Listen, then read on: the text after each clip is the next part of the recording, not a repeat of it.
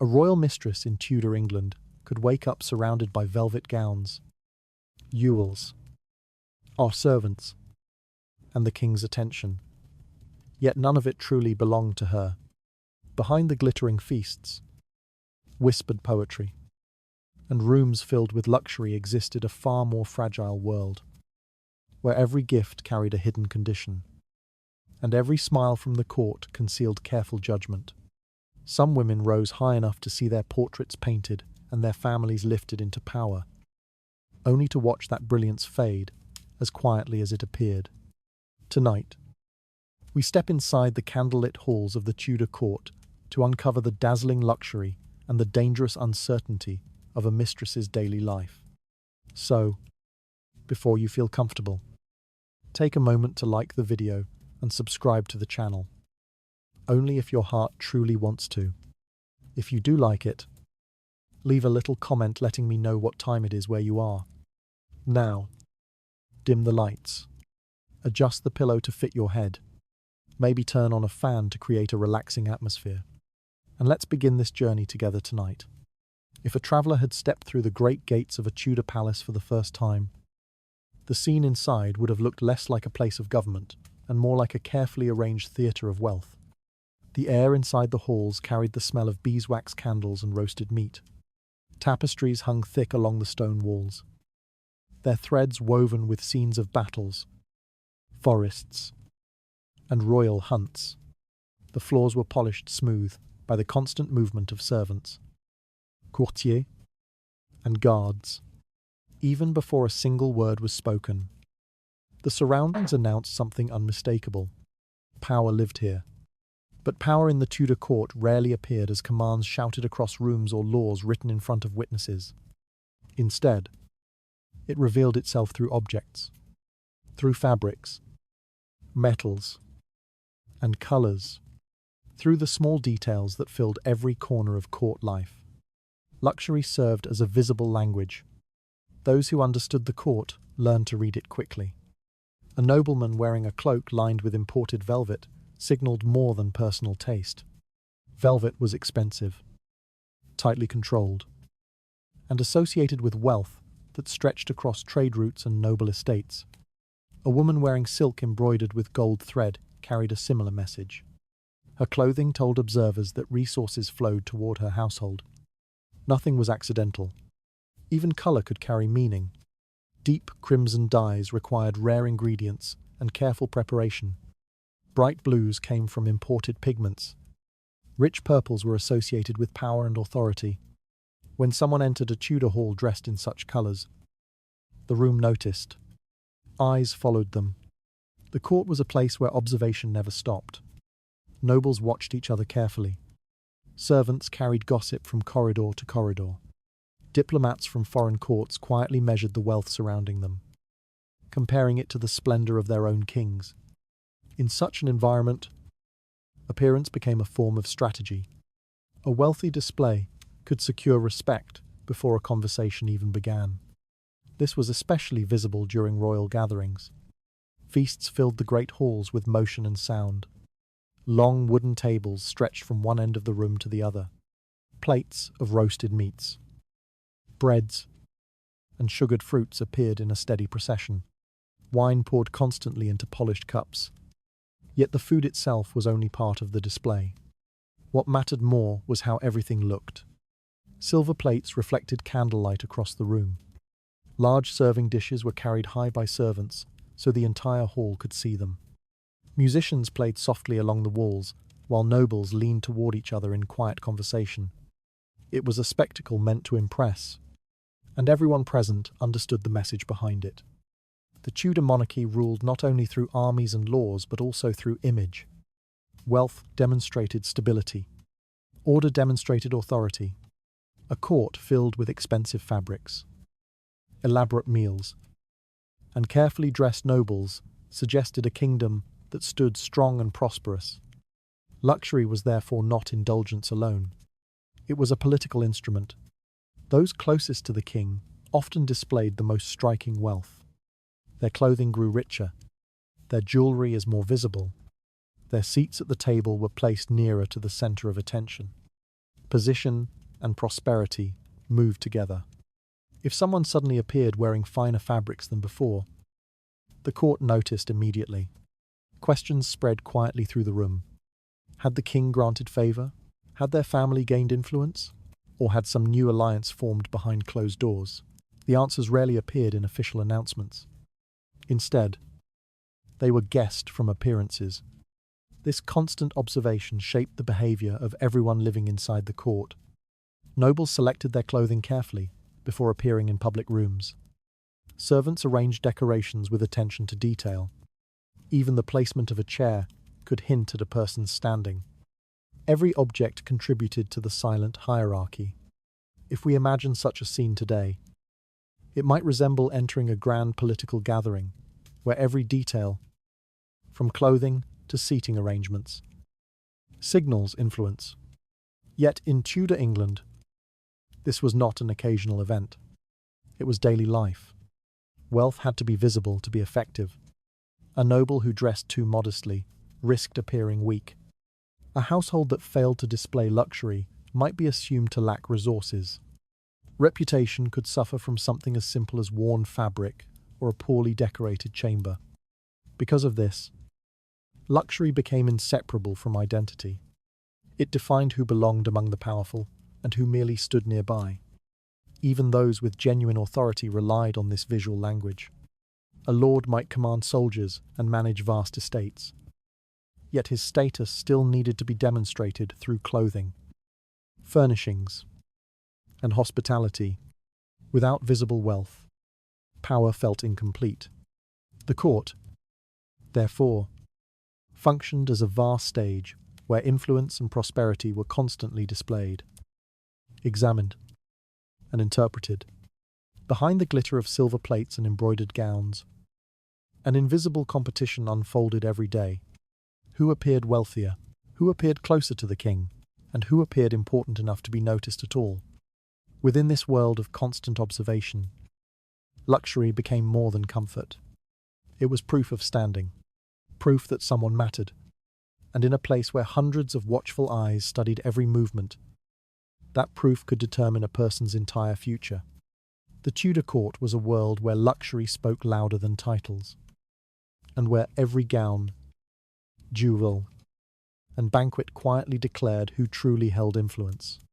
Yet once wealth became the language of power, a different question began to rise beneath the glittering surface. If luxury could elevate someone in the eyes of the court, what might happen when that luxury began to gather around a woman who held no official place at all? Life for a Tudor mistress existed inside the same glittering halls that displayed the power of kings and nobles. Yet her place within that world remained strangely undefined. She belonged to the court, but not officially. No ceremony announced her position. No herald spoke her name with formal titles. No document secured her place among the ranks of recognized authority. And yet everyone knew she was there. In a palace built on observation, such a presence could never remain hidden. Servants noticed the direction of the king's attention long before any noble dared speak of it. Ladies of the court studied every gesture with quiet precision. Even the arrangement of a dinner table could hint at changing relationships. The mistress stood somewhere within that silent network of watchers, not acknowledged, but impossible to ignore. Unlike the queen, whose authority rested on marriage, religion, and law, the mistress possessed nothing that could protect her position beyond the king's interest. Her influence came from something far less stable: personal favor. That favor revealed itself slowly through objects. A ribbon of silk lay across a dressing table, a necklace delivered by a discreet servant, a new pair of gloves imported from abroad. Each gift appeared quietly, without explanation, yet the meaning behind them spread quickly through the corridors of the palace. The king had noticed her. In the Tudor court, that single fact could transform a life. A woman who had once passed unnoticed through crowded halls might suddenly find her surroundings changing. Her chamber might be moved closer to the royal apartments. Servants might arrive with instructions to assist her directly. Invitations to private gatherings might begin appearing with increasing frequency. Luxury seemed to gather around her almost naturally. Fine fabrics replaced simple clothing. Small carved chests filled gradually with jewelry and perfumes. Candles burned later into the evening during quiet dinners held away from the public halls. To an outsider, such a life could appear enviable. The mistress seemed to step effortlessly into a world of comfort and elegance, surrounded by music, rich fabrics, and attention. She appeared to possess a privilege many others could only imagine. Yet those who understood the court recognized a different truth. The luxury surrounding her was not entirely hers. Every object carried an invisible condition. Continued favor. The gifts. The rooms. The servants. All existed because the king wished them to exist. Nothing prevented that wish from changing. Unlike land granted by royal decree or titles confirmed by law, the privileges of a mistress had no permanence. They could expand rapidly. They could vanish just as quickly. This fragile foundation shaped the rhythm of her daily life. Each morning, she woke inside rooms that were comfortable yet uncertain. The same velvet curtains that suggested royal attention also reminded her how easily attention could be withdrawn. A jewel resting in her hand might feel heavy not only with gold, but with expectation, because luxury in the Tudor court was never free. It was a sign of connection, and connection required loyalty, discretion, and careful behavior. The mistress, therefore, lived within a delicate balance. She needed to accept the privileges offered to her, yet never appear greedy for them. She needed to show affection without creating a scandal. She needed to move through the palace with confidence while avoiding the appearance of ambition. Many watched her closely. Some observed with curiosity. Others observed with hostility. For many noble families, the existence of a royal mistress threatened the careful hierarchy of the court. Marriage formed alliances between powerful houses. It represented stability and political planning. A mistress represented uncertainty. Her influence depended entirely on emotion rather than structure. At public feasts, this tension sometimes appeared in subtle ways. The Queen's presence carried the authority of law and tradition. The mistress might appear nearby, her gown perhaps richer than expected for someone without official standing. Observers noticed the contrast immediately.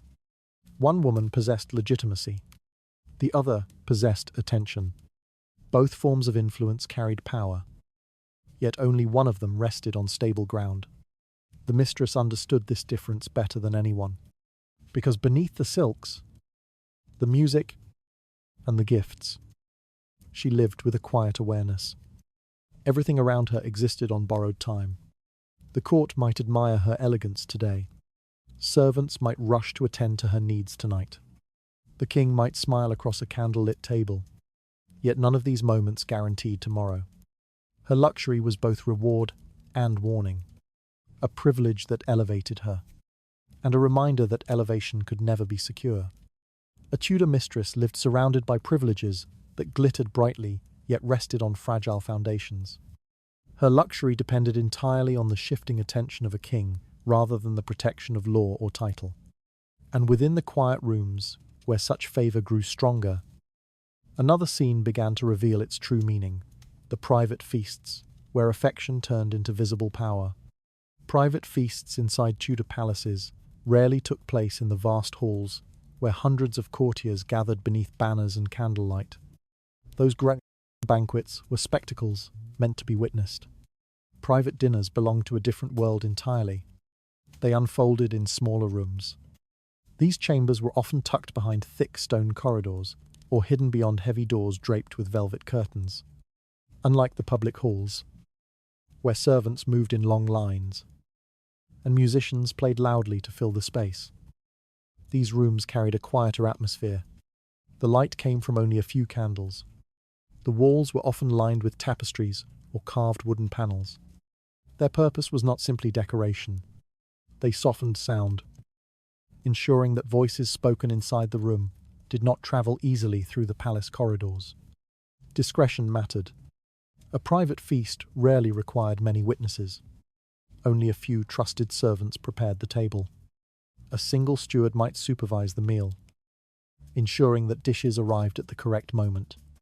Sometimes a musician played softly in the background, though often even that small presence was dismissed. Silence itself could feel more intimate. At the center of the room stood the table, usually smaller than those used during public gatherings. Yet the food presented there was no less impressive. In many cases, the dishes served during these private dinners surpassed what appeared in the crowded halls. Luxury revealed itself through abundance. Roasted swan might appear on a silver platter, its dark meat carefully seasoned and arranged. Such birds were not ordinary meals. Swans were protected animals in Tudor England, associated closely with nobility and royal households. Serving one at a private dinner carried unmistakable meaning. It signaled privilege. Nearby, bottles of imported French wine waited beside polished cups. Wine from the continent was expensive and difficult to transport, making it a mark of status even among nobles. Its presence at a small dinner revealed the importance of the guests involved. Fruit often completed the display. Oranges, alfics, and pomegranates might be arranged in delicate bowls. These fruits travelled long distances before reaching the English court, carried across seas and trade routes that connected Tudor England to distant lands. Their bright colours stood out against the darker tones of roasted meats and baked breads. To a casual observer, the table might resemble the setting for a celebration, yet the atmosphere surrounding these private feasts rarely felt relaxed. Every detail carried meaning. The arrangement of chairs could reveal subtle intentions. The distance between two seats might suggest familiarity. A servant's decision to refill a cup quickly or slowly could hint at which guest deserved the greatest attention. Even conversation itself required care. Within these small rooms, words held more weight than they did during the ncod, noisy banquets of the Great Hall. Without the distraction of musicians or crowds, every sentence spoken could be remembered. The mistress understood this environment well. A private feast offered opportunities unavailable anywhere else in the palace. Away from the constant observation of hundreds of courtiers, she could speak with the king more freely. Advice could be given quietly. Stories could be shared without interruption. Yet intimacy brought its own risks. The same privacy that allowed influence to grow also encouraged speculation. Servants moving through corridors noticed when such dinners occurred. Plates carried away from a chamber left traces of what had happened inside, and the court was always listening. A private feast might therefore appear simple on the surface. A table, to a meal, a conversation beneath candlelight. But beneath that quiet scene lay careful calculation. Every invitation carried meaning. Every dish served could signal generosity or favour. Every moment of laughter could echo through the palace by morning. For the mistress, such dinners represented the most delicate space in the entire court. Here, she could strengthen her connection to the king, shaping how he saw her and perhaps how he viewed the world beyond the chamber walls. Yet she also understood that this intimacy remained fragile. The candles would eventually burn low. Servants would clear the plates. The doors would open once more to the endless corridors of the palace. And outside those quiet rooms, the court waited, watching, measuring, interpreting every sign of favour revealed within the glow of those private feasts. Private feasts within Tudor palaces offered intimacy that public banquets could never provide. Behind closed doors, food, conversation, and candlelight quietly strengthened bonds that could shape influence across the court. From those quiet dinners emerged another signal impossible to ignore: the gifts that transformed private affection into visible possession. In the Tudor court, power did not always arrive through proclamations or written orders. Sometimes it revealed itself through something far quieter: a chair. At first glance, a banquet table appeared to be arranged for comfort and convenience. Plates were placed neatly in front of each seat, candles spaced evenly along the polished wood, and cups prepared for wine that servants would pour throughout the evening. Yet beneath this calm appearance lay a structure that every courtier understood instinctively. The arrangement of seats spoke a language. Those closest to the king sat where his voice could be heard easily. Their cups were filled first, their plates replaced quickly, and their conversations often welcomed. A few steps farther down the table, the tone shifted subtly. The distance grew wider. Servants moved with slightly less urgency. And at the far end, the table became quieter. In a court built upon observation, such distances carried meaning. Courtiers watched carefully as guests entered the room. They measured where each person was directed to sit. Even before the first dish appeared, many already understood how the evening would unfold. A noble placed near the king enjoyed more than good conversation. That position suggested influence. It hinted at trust. It told the room that the person seated there possessed a connection that others did not. For a Tudor mistress, the significance of such a seat could be profound. She did not possess the titles that normally determined rank at the table. Tradition placed queens, princes, and noble families according to rigid hierarchies established over generations. A mistress belonged to none of these categories. Yet sometimes she appeared closer to the king than expected. When this happened, the court noticed immediately. Servants pretended not to look while quietly exchanging glances. Ladies seated further down the table watched carefully while lifting their cups. Courtiers leaned slightly toward each other, murmuring observations that never reached the center of the room. The seat itself became a statement. It suggested favor. Sometimes the mistress sat close enough to speak with the king without raising her voice. Their conversation might appear casual, yet every movement between them carried weight. A shared smile, a private remark, or a brief exchange of laughter could echo through the court long after the dinner ended. At other times, the message appeared through absence. Not everyone received an invitation to these smaller gatherings. Some nobles found themselves seated far from the center of attention, their view of the king partially obscured by rows of shoulders and flickering candlelight. Others remained outside the room entirely, aware that the evening's events would reach them only through rumor. Watching from a distance could be almost as revealing as sitting near the king. Those excluded from the inner circle understood the meaning of their absence. In a palace where access defined influence, being left outside a private dinner suggested a weakening connection. Meanwhile, those invited to observe from the edges of the table occupied a curious position. They were close enough to witness the scene, yet far enough to recognize their own limits. The court functioned like a theatre where every guest understood their place on the stage. Within that setting, luxury itself became a declaration. The richness of the dishes, the softness of the fabrics covering the chairs, even the glow of the candles reflected something deeper than hospitality. Each detail demonstrated the king's ability to grant pleasure and privilege. When the mistress appeared within that luxurious setting, her presence transformed the meaning of the feast. The meal was no longer only about food or entertainment. It became evidence that attention had settled somewhere specific within the room. A jeweled sleeve resting beside the king's cup. A voice is heard more often than others during conversation. A seat placed just slightly nearer to the center of warmth and light. Such details required no announcement. The court understood them perfectly, and in a world where power often moved through whispers rather than decrees, a single seat at the table could reveal more than any royal command written on parchment. In the Tudor court, the arrangement of a dinner table could reveal alliances more clearly than official proclamations. A single chair placed nearer to the king could elevate someone's standing in the eyes of the watching court. Yet when favor began to appear so openly at the table, another symbol soon followed to make that influence impossible to deny: the jewels that turned attention into visible possession. Jewelry in the Tudor court rarely functioned as simple decoration. Every gem, every clasp of gold, every polished pearl carried a message, understood by those who knew how to read it.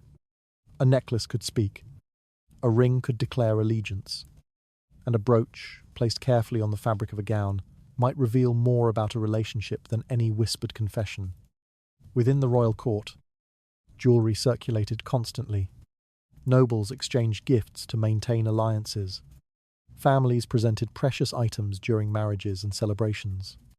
Diplomats offered jeweled objects as signs of friendship between kingdoms. Yet the jewels given to a royal mistress belonged to a different category entirely. They carried intimacy.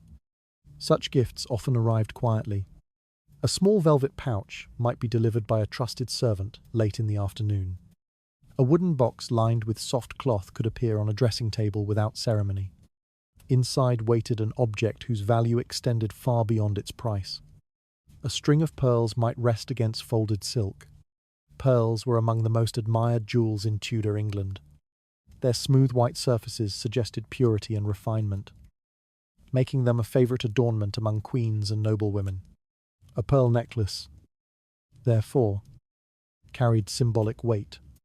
When such a gift appeared in the possession of a mistress, observers understood its meaning instantly. It signalled favour. Gold rings functioned similarly. Their circular form had long represented continuity and attachment. Some rings carried engraved initials, delicate patterns, or small gemstones set carefully into their surfaces. These details transformed a ring into something personal. A jewel given directly by the king carried particular importance. Unlike items purchased in markets or inherited through families, such gifts bore the invisible mark of royal attention. The mistress who wore them displayed more than wealth. She displayed proximity, and the court noticed. At public gatherings, jewelry often revealed shifting relationships before words did.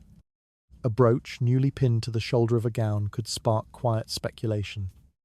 A bracelet appearing where none had been seen before might inspire whispers among the ladies of the court. Even servants paid attention. While preparing chambers or assisting with clothing, they saw the arrival of new jewels before anyone else. Their observations travelled quickly through palace corridors, spreading small pieces of information that gradually formed a larger story. The mistress, therefore, understood the importance of such objects. Jewelry did more than decorate her appearance. It demonstrated that someone powerful had chosen to bestow attention upon her.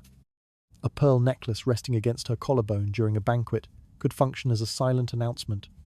She had been noticed. Yet these jewels carried another meaning as well. Possession. A gift of jewelry suggested more than admiration. It hinted at a bond between giver and receiver. Within the court's careful language of symbols, such gifts resembled quiet declarations of connection, almost like a contract, not written on parchment, not sealed with wax, but visible to everyone watching. The mistress who accepted such jewels entered a subtle agreement. The gift elevated her position within the palace. It brought admiration from some and resentment from others. Yet it also tied her more closely to the person who had offered it. The jewel represented favour, and favour required loyalty. This connection sometimes appeared through the design of the jewelry itself. Certain rings carried engraved initials or small symbols associated with noble houses. Pendants might include miniature portraits hidden behind hinged covers. Such objects transformed luxury into a personal narrative. The mistress who wore them displayed not only wealth but relationship. Observers could see that her elegance came from somewhere specific, from someone whose attention shaped her world. Yet, like all privileges within the Tudor court, this glittering connection remained fragile. Jewelry might appear suddenly. It could disappear just as easily. A jewel box, once filled with shining objects, could gradually empty if royal attention shifted elsewhere. New necklaces might adorn another woman's gown. Rings once worn during private dinners might vanish into forgotten drawers. The mistress understood this possibility every time she fastened a clasp behind her neck or slid a ring onto her finger. The jewels were beautiful. They were valuable. But above all, they were temporary. Within the palace walls, jewelry existed as both ornament and signal. A string of pearls might sparkle beneath candlelight, catching the eyes of everyone in the hall. Yet what truly fascinated the court was not the jewel itself. It was the story behind it. Who had given it? Why was it given? And how long that silent connection might continue to shine. In the Tudor court, jewelry transformed private affection into something visible to every watching eye. Pearls, rings, and jeweled pins quietly revealed bonds that no official record ever described. Once such glittering signs of favour began to appear, another symbol soon carried the same message even more boldly: the magnificent gowns that turned luxury itself into a public declaration of influence. Clothing in the Tudor court rarely served a simple purpose. A gown did more than cover the body. It declared wealth, influence, and belonging before a single word was spoken. The palace corridors were full of fabric. Heavy velvet brushed against carved wooden doors. Silk skirts rustled softly across polished floors. Sleeves widened into dramatic shapes that required careful movement through narrow spaces. Every garment seemed designed not only to be worn, but to be seen. Fabric itself carried meaning. Italian velvet stood among the most prized materials in the Tudor world. Its surface absorbed candlelight and reflected it with a deep, almost liquid richness.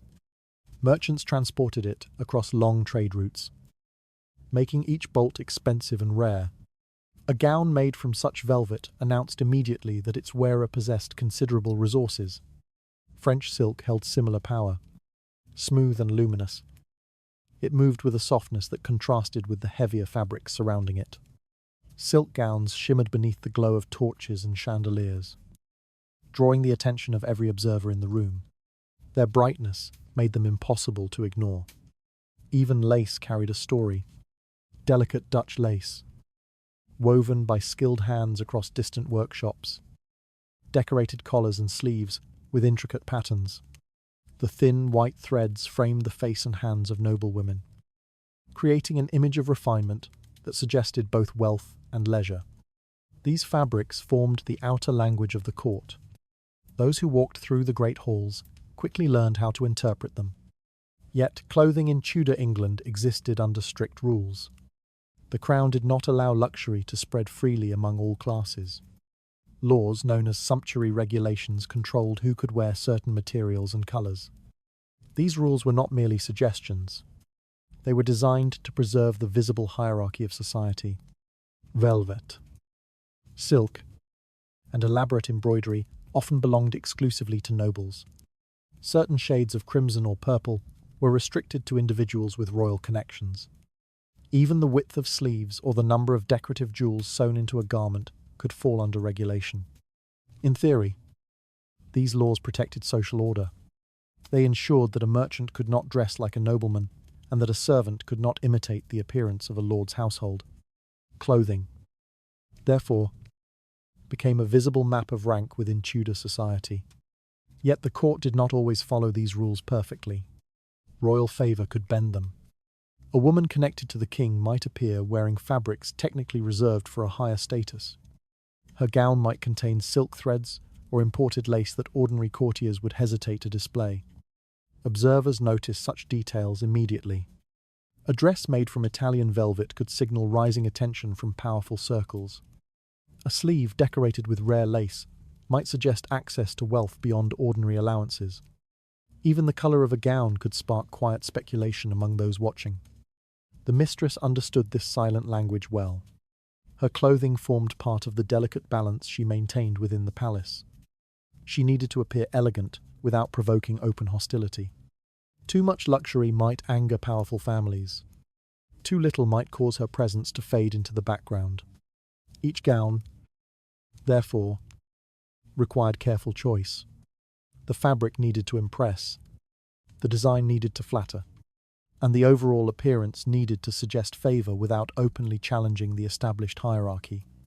When she entered a hall filled with nobles, the effect could be striking. A velvet skirt sweeping across the floor created a whisper with every step. Silk sleeves caught the candlelight as she lifted a cup or adjusted a ribbon. Lace collars framed her face with delicate brightness. The court watched, Some admired the beauty of the garment, others studied it with sharper interest, measuring what such luxury might reveal about the king's attention. Because a Tudor gown rarely stood alone. Behind every expensive fabric lies a story. Someone had paid for the velvet. Someone had arranged the shipment of silk across the seas. Someone had allowed the lace to appear within a wardrobe that official rules might otherwise forbid. The gown, therefore, became more than clothing. It became evidence. Evidence that resources were flowing toward the woman who wore it. In a court built upon observation, such evidence could transform perception quickly. A mistress, dressed in rich fabrics, might appear more powerful than her official position allowed. Her elegance might attract admiration from some and resentment from others. Yet she understood the fragile truth behind that display. The velvet did not belong to her permanently. The silk might vanish as easily as it appeared. The lace could decorate another woman's sleeves in a different season, like the jewels she wore and the dinners she attended. Her gowns existed within the shifting landscape of royal favour. For now, they glittered beneath candlelight and whispered across the palace floors. For now, they proclaimed her presence to every watching eye. In the Tudor court, clothing transformed fabric into a declaration of rank and influence. Velvet, silk, and lace spoke a language that everyone within the palace understood instantly. When such garments began to surround a mistress, another privilege quietly revealed the depth of royal favour, the private chambers that placed her closer to the king than most of the court could ever reach. Rooms inside a Tudor palace were never assigned randomly. Every corridor, staircase, and chamber formed part of a quiet map of proximity to power. The closer a room stood to the king's private apartments, the greater its importance. Within the vast structure of a royal residence, hundreds of people lived and worked together. Courtiers, de servants, guards, musicians, and visiting nobles moved constantly through long stone corridors. Yet not everyone lived equally close to the centre of royal life. Distance mattered.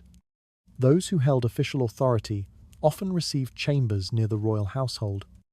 Advisors, trusted nobles, and high-ranking attendants occupied the rooms closest to the king's personal quarters. From these places, they could be summoned quickly when needed. For a Tudor mistress, receiving a private chamber within this inner area signalled something unmistakable. Favour had grown. A woman who once slept among the crowded quarters of ladies-in-waiting might suddenly find her belongings moved to a different wing of the palace. Servants would carry trunks through narrow hallways, placing them carefully inside a chamber that offered greater privacy than before. Such a change did not pass unnoticed. Servants watched where furniture was carried. Guards noticed which doors opened more frequently. Courtiers walking the corridors observed which chambers now contained fresh candles and newly hung tapestries. A new room meant a new position within the invisible structure of the court. These private chambers often felt smaller than the grand halls used for feasts and ceremonies. Yet they possessed a different kind of richness. The walls might be lined with carved wooden panels designed to trap warmth during the colder months. Thick curtains covered narrow windows, softening the pale light that entered from outside. The air inside these rooms carried a quieter atmosphere. Instead of the constant movement found in public spaces, the mistress's chamber offered stillness. Here, conversations could occur without dozens of listening ears nearby.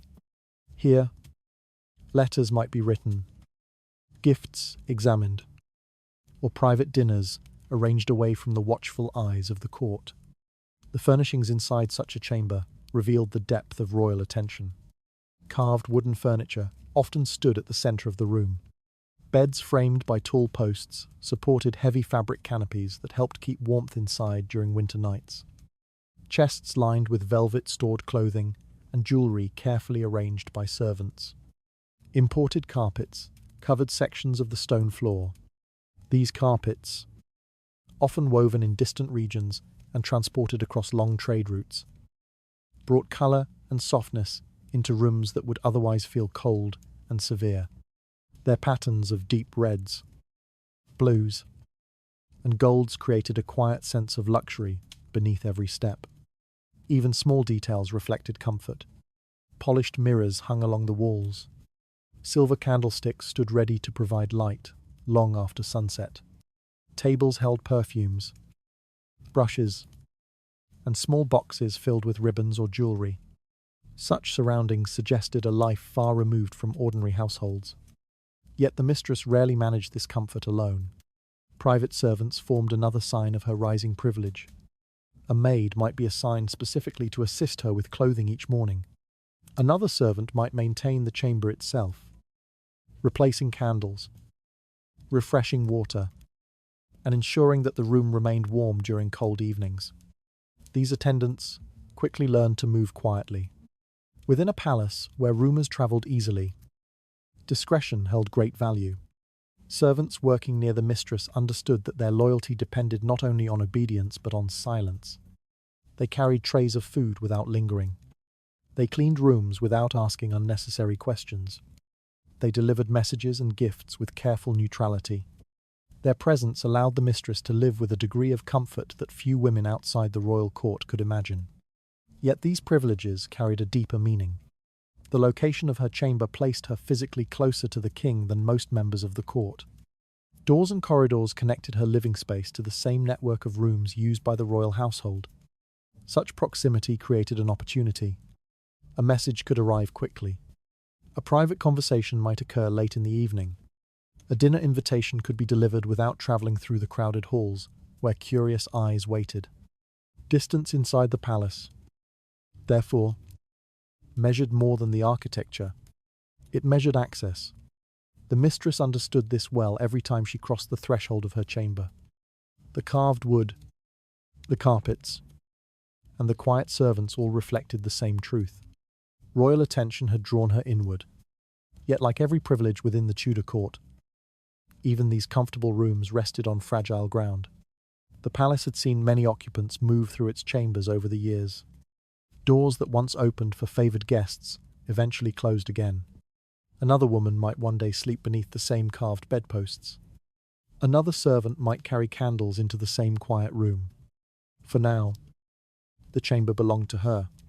For now, the carpets softened her steps, and the servants waited quietly nearby. But within the palace walls, everyone understood how quickly distance from the king could grow. In the Tudor court, a private chamber near the king revealed a level of favour that few could reach. Carved furniture, imported carpets, and loyal servants quietly marked the boundaries of that privilege. The moment such doors stood open to a mistress, the court began watching even more closely. Because physical closeness to the king often meant access to something even more valuable: information. Inside a Tudor palace, doors rarely functioned as simple pieces of wood and iron. Each one marked a boundary. Some doors opened easily to servants carrying trays of food or bundles of firewood. Others remained closed to all but a handful of trusted attendants. A few stood along corridors that most members of the court never walked at all. Within the complex structure of royal residences, access meant everything. The palace itself formed a kind of map. Corridors stretched like narrow arteries through thick stone walls. Staircases twisted upward toward towers and private apartments. Behind every corner waited another chamber, another passage, another guarded threshold. Yet not all of these spaces carried equal meaning. The rooms nearest to the king's private chambers held particular importance. Within these inner areas, conversations occurred that never reached the great halls. Letters were written, advice offered, and decisions quietly shaped long before any public announcement appeared. For this reason, entry into such spaces remained carefully controlled. Most courtiers never passed those doors.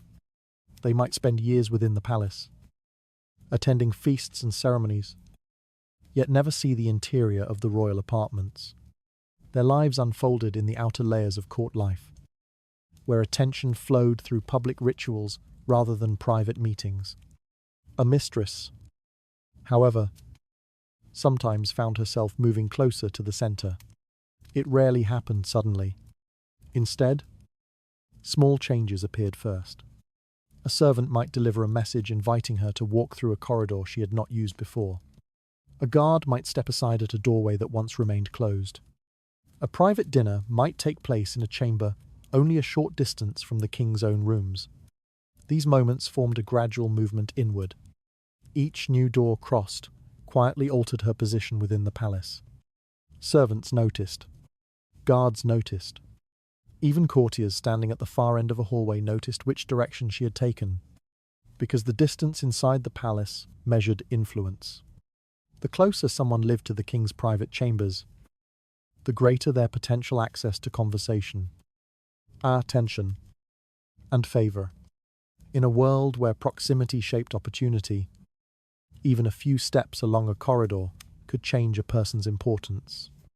The mistress, therefore, understood the weight carried by these thresholds. A single door might separate the noisy halls of the court from a quieter interior world where fewer witnesses existed. Crossing that threshold meant leaving behind the constant observation of hundreds of courtiers. Inside, the atmosphere changed.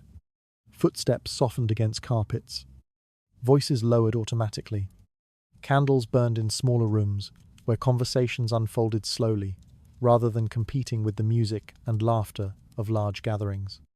Within these spaces, influence could grow. Advice might be offered without interruption. Personal stories might be exchanged. A shared meal or quiet discussion might shape the king's thoughts long before his decisions reached the council chamber. Yet the importance of these rooms did not remain hidden for long. Even when the doors stayed closed, the court learned to interpret what happened around them. Servants carrying dishes through certain corridors suggested private dinners. Guards standing near unfamiliar chambers hinted that someone important might soon arrive. A light burning late behind a particular door could inspire endless speculation among those who passed by. Information travelled quickly within palace walls, and soon everyone knew which doors mattered most. For the mistress, being permitted inside these inner chambers created a subtle transformation.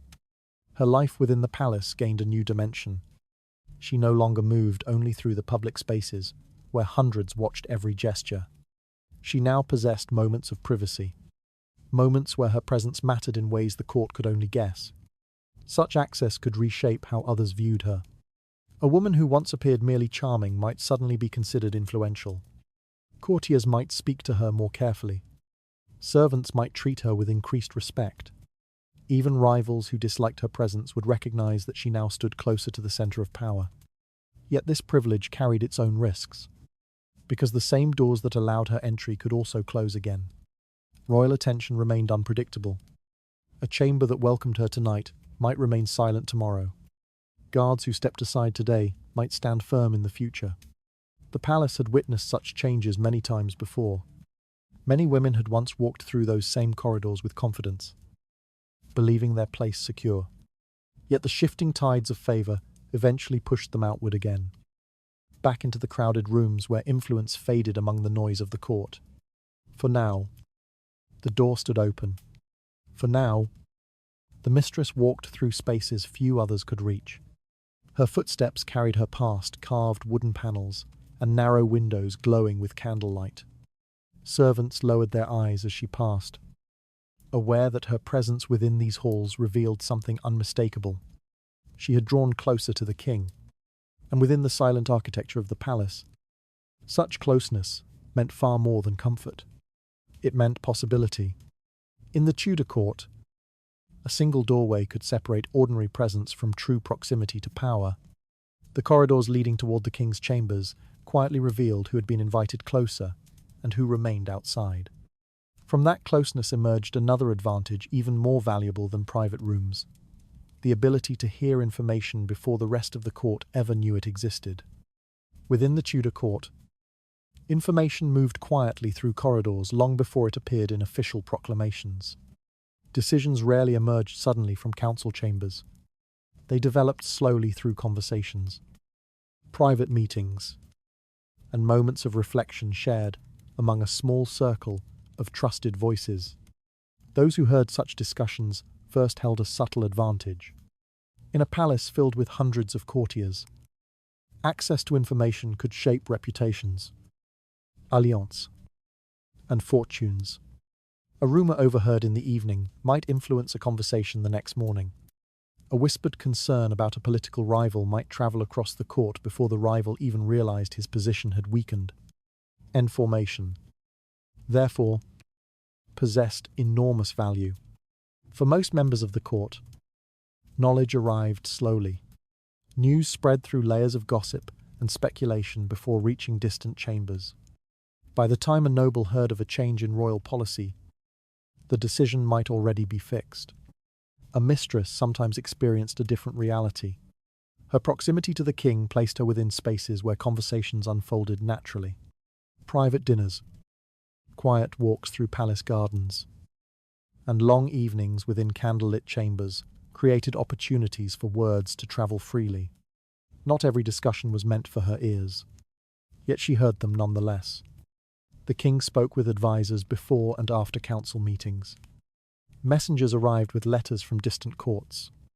Diplomats waited in antechambers, hoping for brief audiences. These movements formed a constant rhythm around the royal apartments. Within such spaces, fragments of information lingered. A passing remark about tensions with a neighboring kingdom, a complaint about a noble family growing too powerful, a discussion about taxes, alliances, or military plans. To others within the palace, such details remained hidden behind closed doors. The mistress, however, often stood nearby. Sometimes she heard these conversations directly. At other times, she noticed them indirectly through small clues. The tone of the king's voice, the urgency of a messenger's arrival, or the unusual lateness of a meeting might reveal more than the words themselves. Observation became her quiet skill. Within a court that thrived on curiosity, many listened carefully to what others ignored. Servants carried fragments of news through hallways while preparing rooms. Ladies in waiting exchanged small pieces of information during long hours of embroidery. The mistress stood at the intersection of these quiet channels. Her closeness to the king allowed her to hear conversations earlier than most. This advantage sometimes placed her ahead even of the queen, whose role often involved public ceremony rather than private discussions.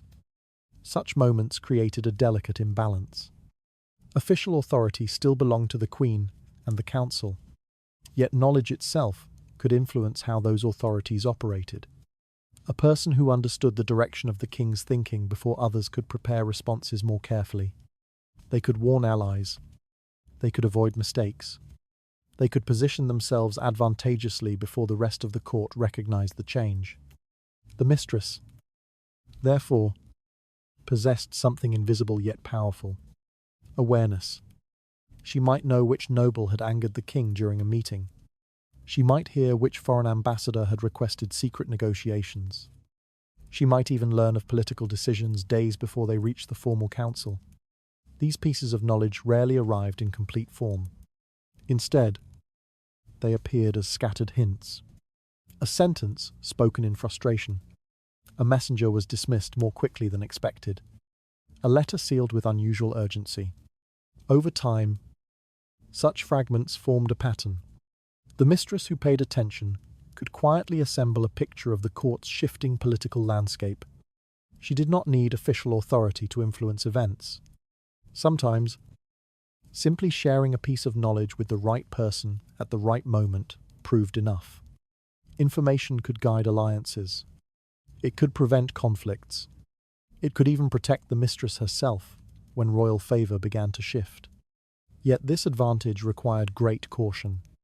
The Tudor court watched everything. A mistress who appeared too knowledgeable risked attracting suspicion. Nobles might wonder how she learned details meant only for advisors. Enemies might accuse her of manipulation. For this reason, discretion remained essential. Information functioned best when used quietly. A gentle suggestion offered during conversation. A warning given privately to a trusted ally. A careful silence when others spoke openly. Through such subtle actions, knowledge transformed into influence. not through loud declarations, but through quiet understanding. Within the palace walls, those who knew the most rarely spoke the loudest. They simply waited, watching events unfold while holding pieces of information others lacked. For the Tudor mistress standing near the centre of royal life, that quiet awareness could become one of the most powerful privileges she possessed. In the Tudor court, knowledge often travelled through whispers long before official decisions appeared. A mistress standing close to the king could hear fragments of political truth that others would only learn much later. As those fragments accumulated, they opened the door to another form of favour that reached beyond conversation and rumour: the tangible rewards of land, money, and property. Within the Tudor court, gifts rarely remained limited to jewels, clothing, or small luxuries. As royal favour deepened, the nature of the rewards often changed. Precious objects could express affection, but land and money carried a far more serious meaning. They suggested permanence. For a mistress whose position depended entirely on attention, such gifts represented a form of protection against uncertainty. The court understood this clearly. Jewellery might decorate a woman for a season, but property could secure her future long after royal interest faded. The process often unfolded quietly. A document might be prepared within the royal offices, transferring ownership of a small manor or estate. Sometimes the property did not appear under the mistress's own name. Instead, it might be granted to a brother, a cousin, or another trusted relative. This arrangement served several purposes. It protected the king from public criticism by disguising the direct connection between the gift and the woman who inspired it. At the same time, it allowed the mistress's family to benefit from the royal favour surrounding her. A modest country manor could transform an entire household's fortunes. Fields produced crops that could be sold for profit. Tenants living on the land paid rent each year.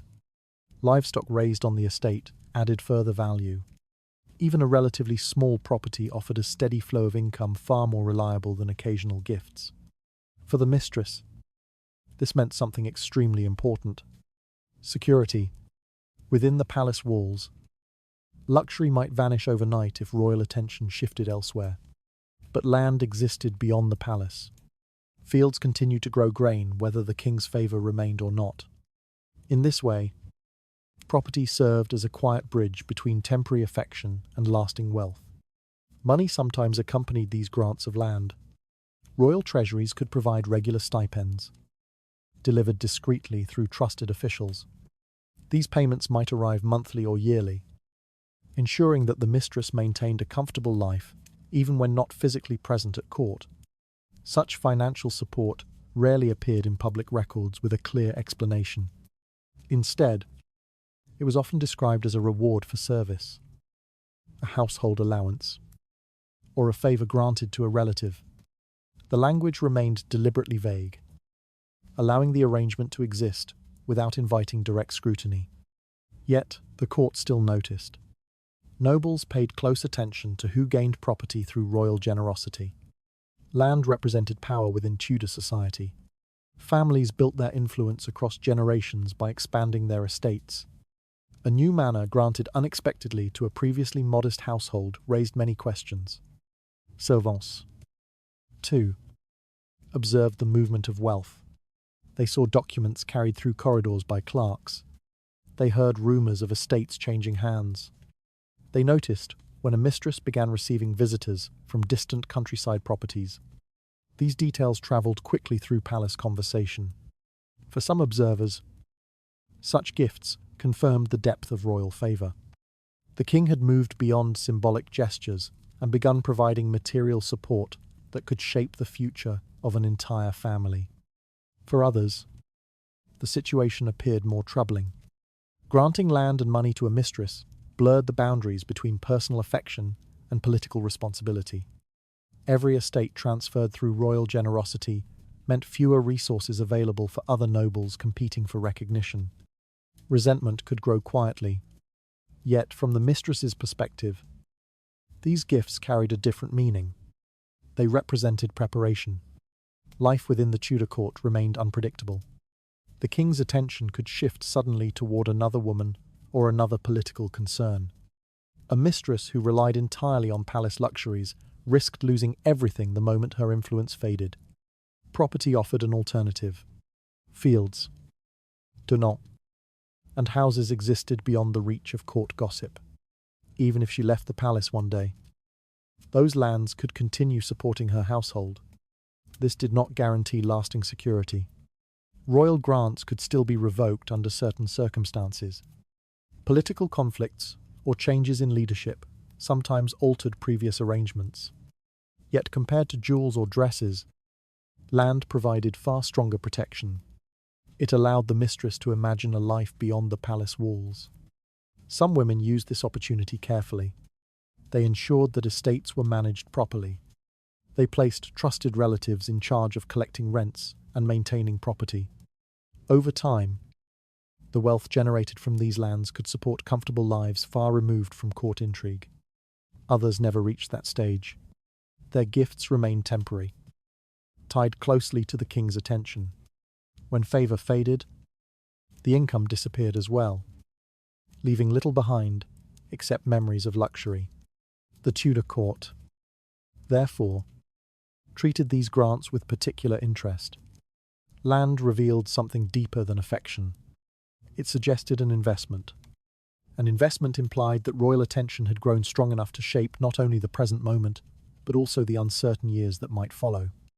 In the Tudor court, land and money transformed fleeting affection into something that resembled stability. Estates and stipends quietly extended the influence of a mistress beyond the palace walls. With such rewards appearing around her, the court soon witnessed another unmistakable sign of rising favour: her presence beside the king during hunts and royal journeys, where every watching eye could see her. Royal hunts in Tudor England rarely served only as leisure. To outsiders, the spectacle might appear as a gathering of nobles riding through forests in pursuit of deer or boar. Yet within the structure of court life, these journeys carried a deeper significance. They created a stage beyond the palace walls. Unlike the enclosed halls of the royal residence, the countryside allowed the king and his entourage to move across open landscapes. Fields stretched toward distant villages. Forest paths wound beneath tall oaks and beeches. Rivers crossed the land quietly, while riders followed narrow trails between hedges and hills. The entire procession resembled a moving court. Dozens of riders travelled together. Guards rode ahead to clear the path. Huntsmen guided packs of hounds, whose barking echoed across the woods. Servants followed with supplies, while banners bearing royal colours moved gently in the wind. Within this scene, presence mattered.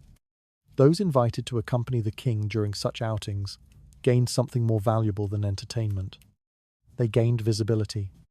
Every person riding beside the royal figure signalled a relationship recognised by the court and by anyone watching from the surrounding countryside. For a Tudor mistress, such invitations carried particular meaning.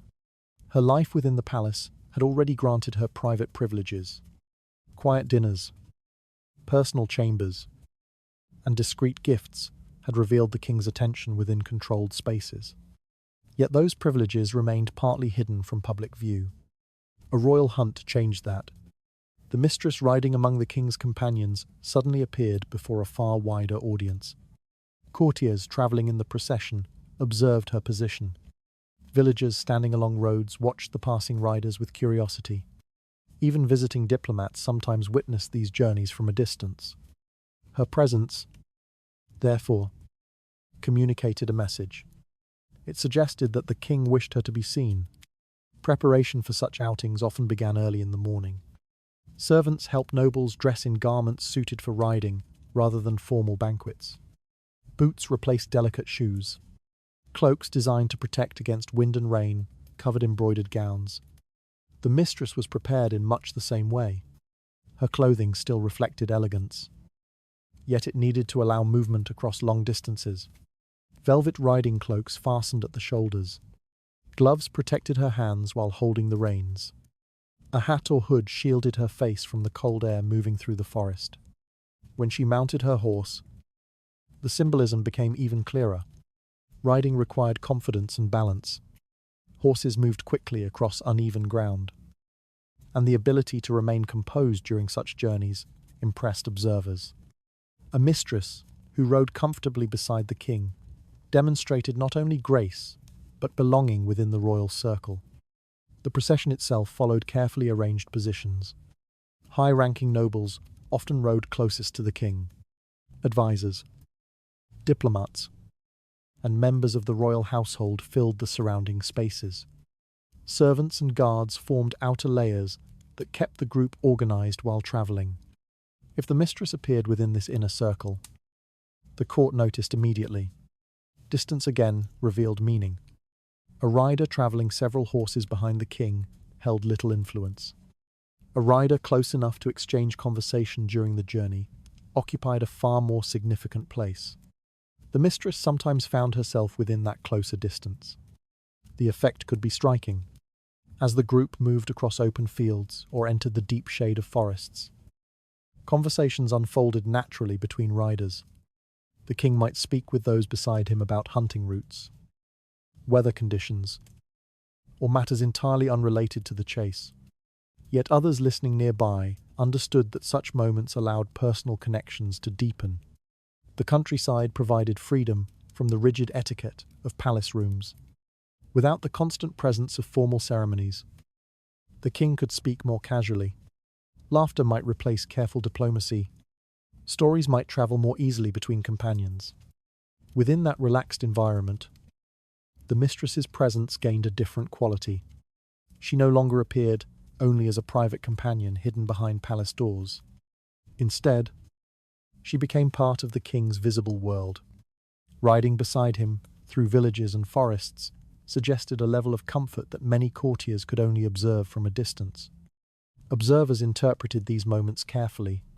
Some nobles viewed the situation with curiosity, wondering how long such attention might continue. Others watched with quiet irritation, recognizing that public visibility could strengthen a mistress's influence within the court. Even those who disliked the arrangement understood the message. The king had chosen her company, and he had chosen to display it. As the hunt progressed, horns echoed across the fields, while hounds chased the scent of deer through the undergrowth. Riders followed quickly behind, their cloaks moving like dark wings against the pale morning sky. Amid this movement, the mistress remained visible. Her horse carried her beside nobles and courtiers who knew that such proximity to the king rarely occurred without meaning. Her presence formed part of the spectacle itself, a living signal that royal favour extended beyond private chambers. Yet, like every privilege in Tudor life, this visibility contained uncertainty. The court had seen many figures ride beside the king during hunts. Some remained close companions for years. Others gradually disappeared from the procession, replaced by new faces occupying the same space. Favour could shift as quickly as a horse changing direction along a forest path. For now, however, the mistress rode within the moving court, surrounded by banners, hounds, and riders stretching across the landscape. Every mile of countryside carried the same quiet message. She had been invited into the king's public world. And in Tudor England, such invitations rarely occurred without consequence.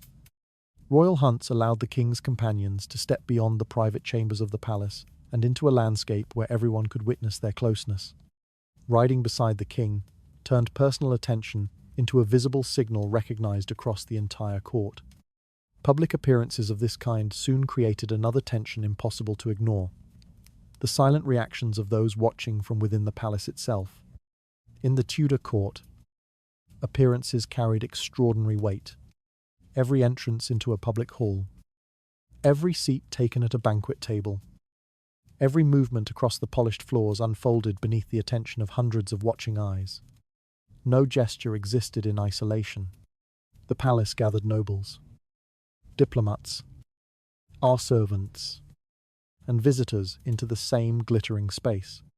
Each person studied the others carefully, reading the smallest signals that might reveal changes in influence.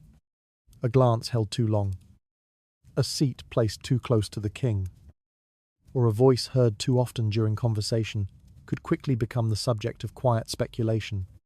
In such a world, the arrival of a royal mistress into a crowded hall never passed unnoticed. Yet the reaction it produced rarely appeared dramatic. The Tudor court valued restraint. Open confrontation threatened the fragile balance that allowed so many powerful families to exist together within the same palace. Instead of protest, the court responded with something heavier: silence. The moment the mistress crossed the threshold of a gathering, the atmosphere shifted almost imperceptibly. Conversations continued. Musicians kept playing. Servants carried wine along the tables. But a new awareness settled across the room. People watched. Nobles lifted their cups slowly while studying the direction of the king's attention.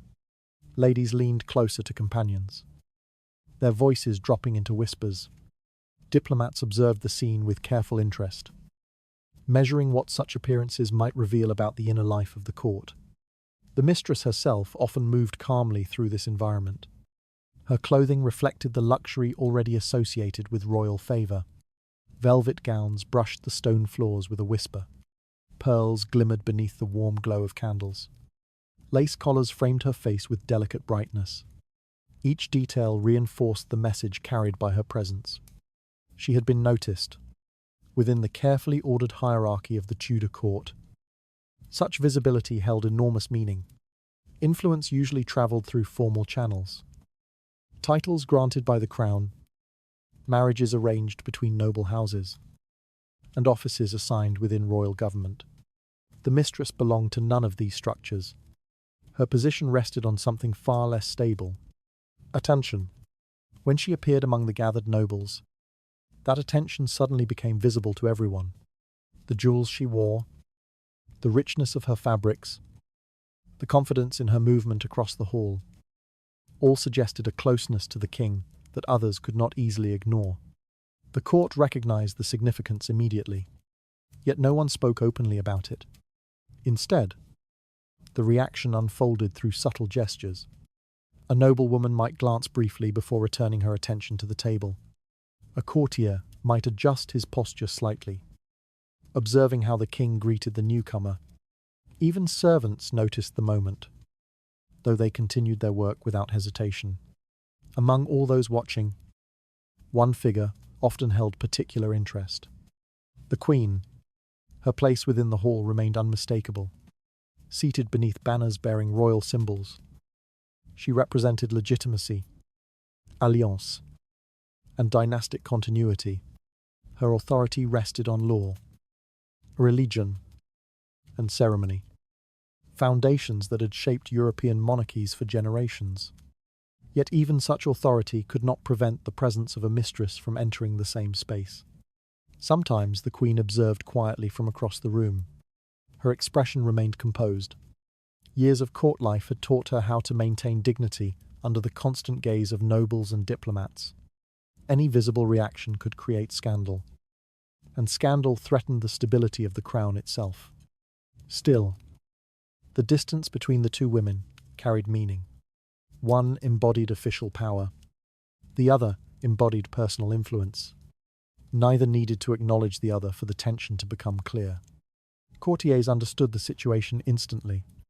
The mistress walking through the hall, therefore, transformed luxury into something more than decoration. Her jewels did not simply sparkle beneath candlelight. Her velvet gown did not merely display wealth. Together, they formed a statement. Royal favour had moved beyond private chambers. It now appeared openly before the entire court. Some observers interpreted the moment with curiosity, wondering how long such attention might last. Others felt irritation growing quietly beneath polite expressions. Families who relied on careful alliances sometimes viewed the presence of a mistress as a disruption to the order that protected their influence. Yet open hostility rarely appeared. The Tudor court preferred observation over conflict. This restraint created an atmosphere thick with unspoken meaning. Every movement inside the hall carried weight. Every conversation paused briefly when the mistress passed nearby. Even the music seemed softer as the room adjusted to the delicate balance unfolding beneath the candles. In this environment, luxury itself became a declaration. The mistress did not need to speak. The court did not need to react openly. The sight of her among the gathered nobles already communicated what everyone needed to know. Attention had chosen her, and in a palace where power moved quietly through gestures rather than proclamations, that fact alone could reshape the delicate equilibrium of the court. The appearance of a mistress among the nobles rarely produced open conflict, yet the silence surrounding her presence carried enormous weight. The queen's distant observation and the careful composure of the courtiers revealed how fragile the balance of influence had become. Within that quiet tension, another force soon emerged from beneath the polished surface of court life, the jealousy that followed visible royal favour. Public banquets in the Tudor court were never simple celebrations. Beneath the music, the wine, and the polished manners, they functioned as delicate arenas where reputation, rivalry, and ambition moved quietly between the guests. Every seat carried meaning. The great halls where these feasts unfolded glowed with hundreds of candles reflected in polished silver plates.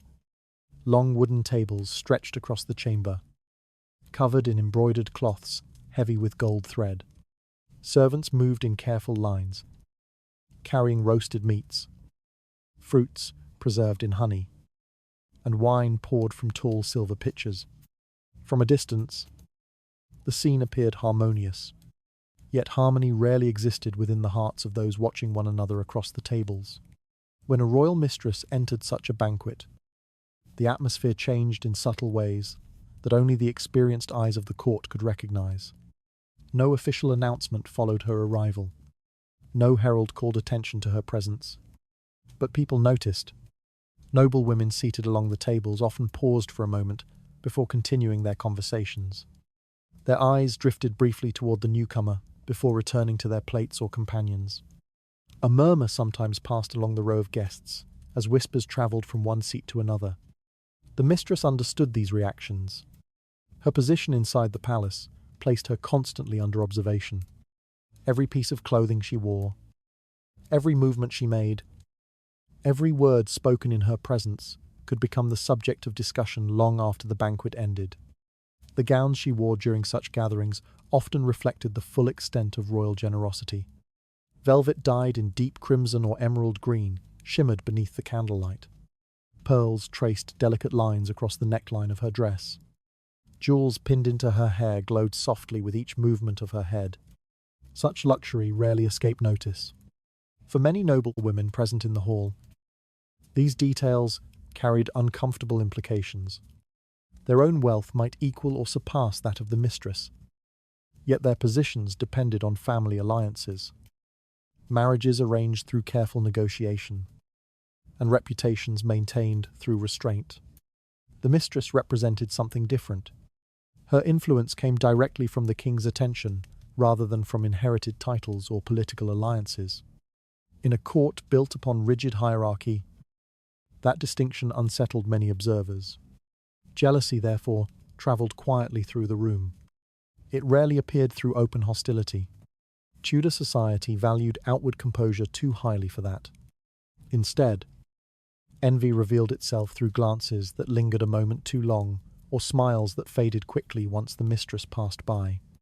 Some ladies leaned closer to their companions while whispering behind folded fans. Their voices remained low, careful not to carry across the table. Yet their curiosity proved difficult to contain. They discussed the richness of the mistress's gown, the confidence in her posture, and the visible ease with which she moved through the hall. Such conversations rarely included kindness. The court had always treated royal favourites with suspicion. Influence gained through affection seemed less predictable than influence built upon bloodlines or official appointments. For the mistress, the banquet therefore became more than a celebration. It became a test. Every gesture she made entered the silent competition unfolding around her. If she spoke too confidently, critics might accuse her of arrogance. If she appeared too modest, others might interpret it as weakness. Balance mattered. The most successful royal companions learned how to move through these gatherings with controlled grace. They acknowledged other guests politely, responded to conversation without revealing too much, and avoided drawing unnecessary attention to themselves. Yet avoiding attention proved almost impossible. The king's behavior toward her often determined how the rest of the court reacted. A glance shared across the table, a brief exchange of words, or the simple gesture of inviting her closer during conversation could instantly shift the atmosphere within the hall. Observers noticed everything. A noble seated nearby might later describe the exact moment the king's attention lingered upon her face. Another guest might recall how servants hurried to refill her cup before addressing anyone else at the table. These details spread quickly through palace corridors. By the time the banquet ended, dozens of interpretations had already circulated among the guests. Some predicted that the mistress's influence would grow stronger. Others believed that such visible favor might provoke political resistance from powerful families. The mistress herself remained aware of these currents. She understood that luxury and admiration rarely arrived alone. Every jeweled gown, every seat offered near the king, every glance exchanged beneath candlelight carried consequences beyond the walls of the banquet hall. The court watched constantly. Even laughter during the feast could conceal calculation. Behind every courteous greeting might hide rivalry, waiting patiently for an opportunity to appear. Public banquets, therefore, revealed something essential about Tudor life. Power rarely travelled through loud declarations. It moved instead through glances, whispers, and carefully controlled expressions shared among those who understood the language of the court. And in that silent language, the presence of a royal mistress often spoke louder than any official proclamation. Public banquets allowed the court to observe the royal mistress beneath the bright light of ceremony and celebration. Jealous glances and whispers revealed how deeply her presence disturbed the fragile balance of noble society. Amid the music and candlelight, another form of favor slowly began to appear. One that replaced jewels and feasts with something far more personal. In the Tudor court, luxury did not always arrive in the form of jewels or land. Some of the most powerful gestures appeared far quieter, carried not by gold or velvet, but by words, music, and carefully arranged moments of intimacy. These gifts belonged to a different language. Where pearls announced wealth and estates promised security, poetry and music spoke directly to emotion. They suggested affection rather than authority, admiration rather than obligation. Yet inside the palace, even these gentle offerings often carried deeper meanings. A poem written for a royal mistress rarely appeared by accident. The culture of Tudor courts valued literary expression deeply.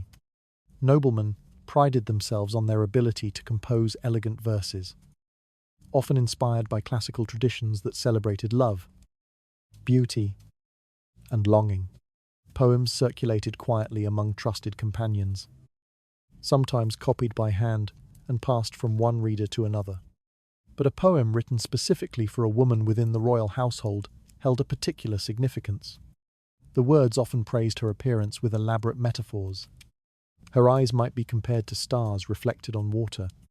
Her voice might resemble the music of a distant harp. The poet described her grace as something capable of transforming the atmosphere of the entire court. Such language followed familiar traditions. Yet when the poem came from the king himself, or from someone acting on his behalf, the gesture carried unusual weight. The lines no longer existed simply as literary decoration. They became a public sign of admiration, even if they circulated only within a limited circle. The mistress receiving such a poem understood its value immediately. Unlike jewelry, which displayed wealth openly, a poem suggested attention and thought. It implied that time had been spent considering her presence, selecting words carefully, and shaping emotion into language. In a court where attention represented influence, that effort mattered. Music offered a similar form of personal favor. The Tudor court employed skilled musicians who filled the palace with sound during feasts. ceremonies, and celebrations. Lutes, violis, and harps created melodies that drifted through the halls beneath the glow of candlelight. Singers performed compositions that blended sacred harmony with romantic themes.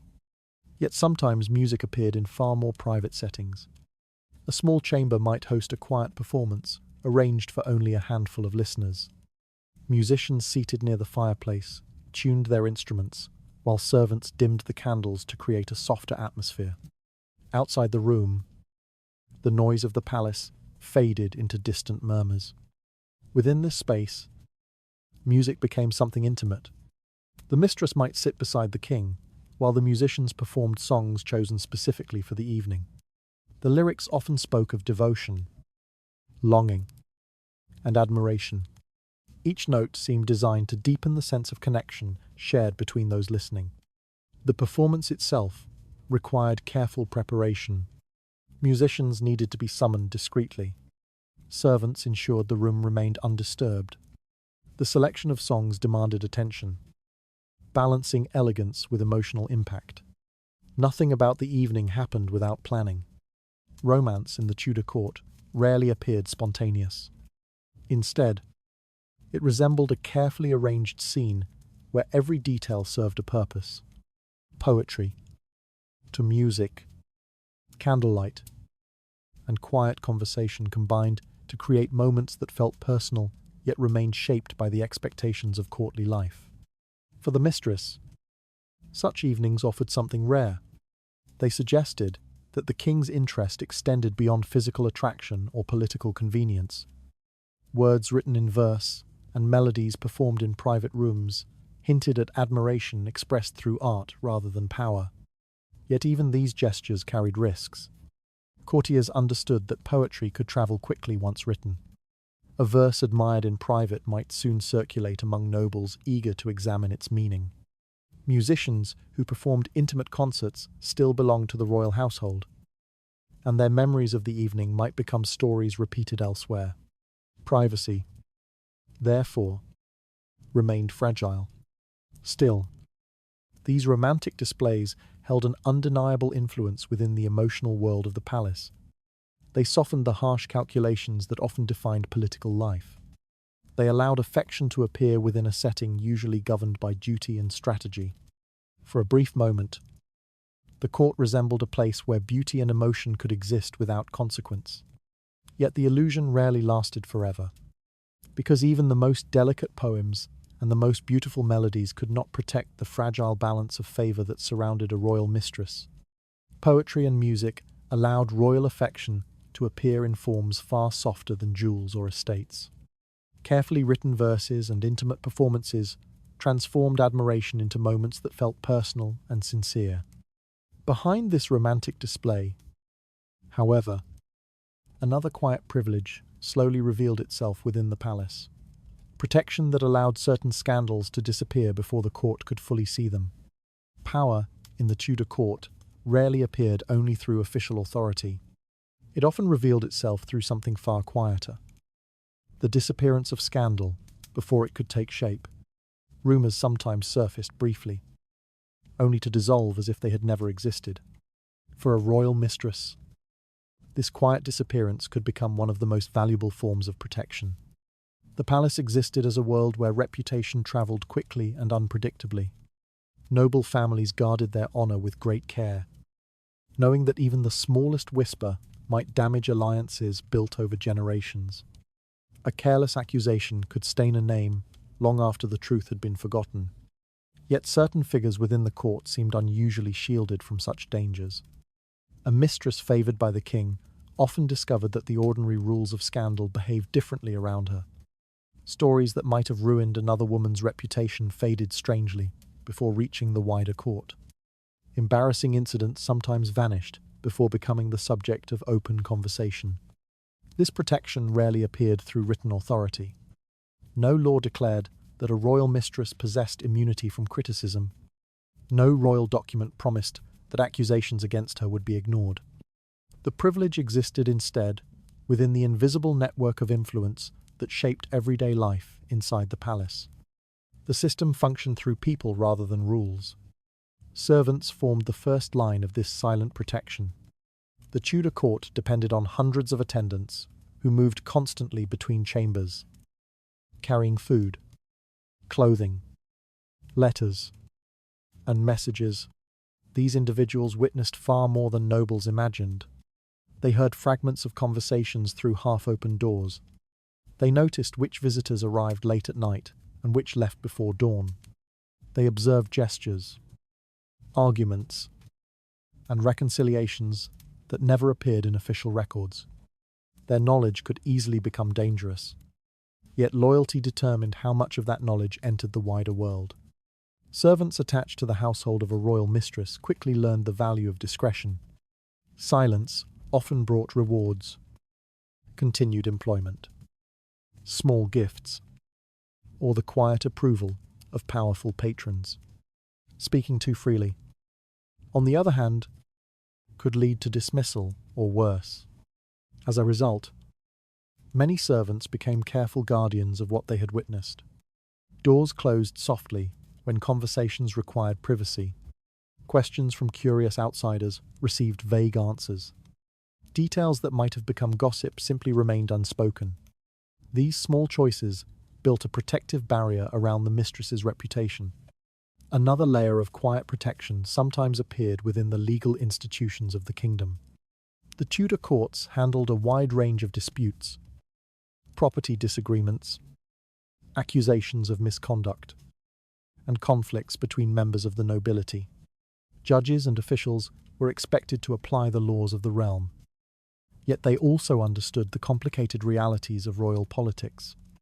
Cases connected to someone close to the king rarely proceeded like ordinary matters. A complaint might remain unresolved for months while witnesses hesitated to appear. Documents could vanish among piles of parchment stacked within administrative offices. Testimony sometimes changed suddenly after quiet conversations with influential figures. These developments rarely required direct commands. Officials understood instinctively that pursuing certain cases too aggressively might place them in an uncomfortable position. When a dispute involved someone enjoying the king's favor, caution often seemed wiser than determination. Gradually, the matter faded. For the royal mistress, this created a peculiar form of safety. It did not provide permanent protection, nor did it guarantee that every scandal would disappear. Yet while royal attention remained strong, the combined efforts of loyal servants and cautious officials often prevented accusations from reaching dangerous levels. Courtiers recognized this pattern clearly. They knew that certain rumors would never grow into formal charges. They understood that complaints directed toward the household of a favored mistress might encounter endless delays. The legal system itself appeared reluctant to disturb the delicate balance surrounding royal affection. Because of this, many nobles avoided confrontation. Some waited patiently, believing that time would eventually weaken the mistress's influence. Others chose silence, recognizing that challenging someone protected by royal favor rarely produced useful results. Within the palace corridors, this silent understanding shaped daily behavior. People watched carefully. They listened, but they spoke less than they knew. The mistress herself remained aware that this protection did not truly belong to her. It belonged to the king's interest. The invisible shield surrounding her reputation existed only because the monarch allowed it to exist. Should that interest fade, the system protecting her could dissolve almost instantly. Servants who had guarded secrets might suddenly speak. Officials who once delayed complaints might rediscover their enthusiasm for justice. Rumors that had remained quiet could return with renewed energy. Such reversals had occurred before. Many women who once enjoyed royal favor discovered how quickly silence could transform into accusation once the protection of attention disappeared. The quiet privilege, therefore, felt both comforting and precarious. It offered safety during moments of favor. Yet it also reminded the mistress that her position depended entirely on forces beyond her control. And inside a court where loyalty shifted as easily as fashion, even the most carefully protected reputation could become vulnerable overnight. Quiet protection allowed a favored mistress to escape scandals that might have ruined others within the Tudor court.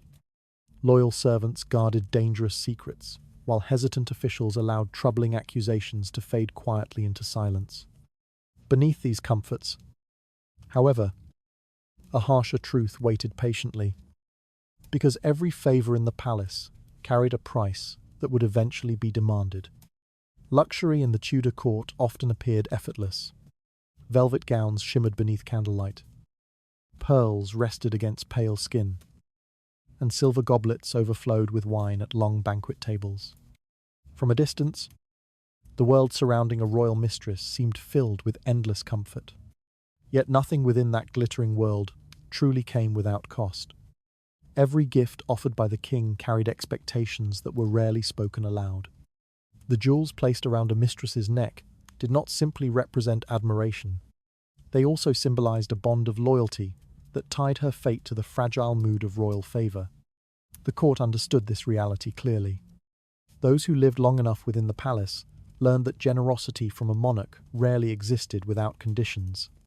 Titles, land, clothing, and protection all appeared as rewards. But each reward quietly demanded continued devotion. For a royal mistress, this invisible agreement shaped nearly every moment of her life. The gifts she received formed part of a delicate exchange. The king offered wealth, comfort, and influence. In return, he expected affection, loyalty, and discretion. The balance between these forces determined how long her position could survive within the unpredictable environment of the court. Many women who entered such relationships initially believed the luxury surrounding them represented lasting security. The palace encouraged that illusion. Servants attended to their needs. Musicians performed in private chambers. Jewelers crafted ornaments that sparkled beneath the light of hundreds of candles. The richness of these surroundings suggested permanence, as if royal favour could stretch forward indefinitely. But the Tudor court rarely allowed permanence. Royal attention moved like the tide, sometimes advancing with warmth and enthusiasm, sometimes withdrawing without warning. A mistress who once enjoyed constant companionship with the king might suddenly find those invitations becoming less frequent. The first signs often appeared quietly. A banquet passed without her receiving a seat near the royal table. A messenger arrived, later than usual, with the king's letters. A jewel promised weeks earlier failed to appear. Each change seemed small when viewed alone, yet together they formed a pattern that experienced courtiers recognized immediately. Favor was shifting. The court observed these changes. Nobles and servants alike understood that royal affection could turn unexpectedly. The same generosity that had once filled a mistress's chambers with luxury could disappear with equal speed. When that moment arrived, the gifts themselves began to feel strangely fragile. Jewels might be reclaimed. Estates, granted through royal generosity, could return to the crown. Even the servants assigned to her household might quietly disappear, reassigned to other duties within the palace. Nothing truly belonged to her. The mistress existed within a system where possession depended entirely on continued favour. Wealth surrounded her, yet ownership remained uncertain. The comfort she enjoyed, therefore, contained a quiet tension, a constant awareness that the privileges she held might vanish if the king's attention moved elsewhere. Courtiers watched this process unfold many times. The palace had witnessed numerous favourites rise suddenly into brilliance, before fading just as quickly into obscurity. Women who once commanded admiration from nobles and envy from rivals sometimes found themselves leaving the court with far fewer companions than they had possessed during their moment of glory. Such endings rarely happened dramatically. Instead, they unfolded through slow withdrawal. Invitations ceased. Conversations cooled. The bright attention that once surrounded the mistress gradually settled upon another figure within the court. Luxury remained visible, but its meaning changed. The jewels she still possessed no longer represented growing favour. They became reminders of a past moment when her presence held greater importance. Even the rooms she occupied inside the palace might begin to feel different, as if the walls themselves understood that the centre of influence had quietly shifted. For this reason, experienced courtiers rarely envied a royal mistress too openly. They recognized the precarious nature of her position.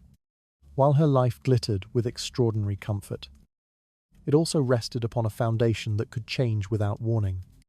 Every gift, therefore, carried a hidden condition. Every privilege depended upon continued affection. And affection within the Tudor court proved one of the most unpredictable forces of all. The glittering gifts surrounding a royal mistress promised comfort, but quietly demanded loyalty in return. Royal favour could provide extraordinary luxury, yet it could also disappear without warning when attention moved elsewhere. In that fragile balance, the court began comparing two women who lived under the same roof but stood on entirely different foundations of power. Life inside the Tudor palace often placed two women within the same orbit of power, while granting them profoundly different forms of influence. One carried the authority of marriage, secured through ceremony, a law, and the approval of the church and the kingdom. The other moved through the court on a far more uncertain foundation, sustained only by personal favour. Both lived close to the king. Yet, the distance between their positions could not have been greater. The queen's authority rested upon legitimacy. Her marriage represented alliances between powerful families, diplomatic agreements between nations, and the continuation of royal bloodlines. The crown she wore symbolized stability within the kingdom, and her presence during ceremonies reminded the court that the monarchy relied upon lawful order. This legitimacy granted her protections that no mistress could claim. Even when affection between husband and wife cooled, the queen remained difficult to replace. Removing her from the throne could provoke political turmoil, religious controversy, or diplomatic conflict with the powerful family from which she came. The court understood these risks clearly. Marriage, therefore, created a form of power that endured beyond personal feeling. Yet legitimacy did not always bring happiness. Many royal marriages within the Tudor era were formed for political reasons rather than affection. Kings and queens often entered these unions as strangers, bound together by duty rather than desire. Their relationship served the needs of the crown first, and the needs of the individuals involved only afterward. As a result, emotional distance sometimes developed quietly within royal households. The queen might command respect, loyalty, and ceremonial honor, while receiving little of the personal warmth that might have accompanied a marriage built upon affection. She attended formal events, presided over religious ceremonies, and supervised aspects of court life. Yet the king's attention might drift elsewhere. This space allowed the figure of the mistress to emerge. Unlike the queen, the mistress did not represent diplomacy or dynastic stability. Her presence within the court came from something far simpler: the king's interest.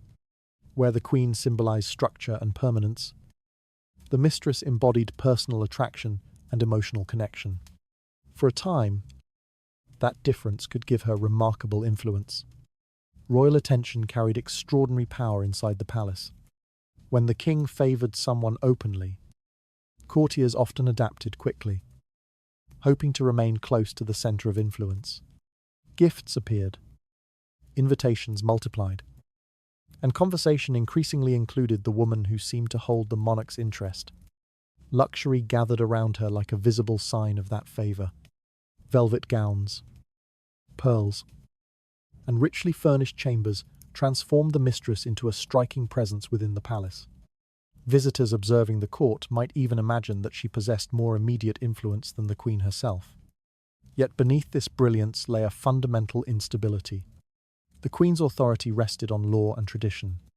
Even if affection faded, her title remained supported by institutions larger than the personal moods of the king. The mistress possessed no such protection.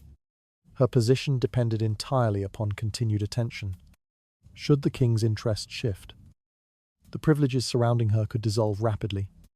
The jewels that once marked her importance might disappear. Servants who once attended her constantly could be reassigned. The doors of chambers close to the royal apartments might open for someone else. Courtiers understood this fragile balance perfectly. They often treated the queen with careful respect, recognizing that her authority formed part of the kingdom's official structure. The mistress, by contrast, inspired a mixture of fascination, admiration, and caution. She might hold influence today. Tomorrow, that influence might belong to another. This contrast produced a quiet tension within the palace. The queen watched from a position of legitimacy that could feel emotionally distant. The mistress enjoyed moments of intense attention that carried no lasting security. Both women occupied powerful positions, yet neither possessed the complete combination of stability and affection. Their lives, therefore, reflected two different sides of royal existence. One represented permanence without guaranteed passion. The other embodied passion is without guaranteed permanence. Luxury often disguised this imbalance. Observers outside the court might see only the glittering gowns, the jeweled ornaments, and the richly decorated chambers surrounding the royal mistress. They might assume that such wealth represented unquestioned power, but those living inside the palace recognized a more complicated truth.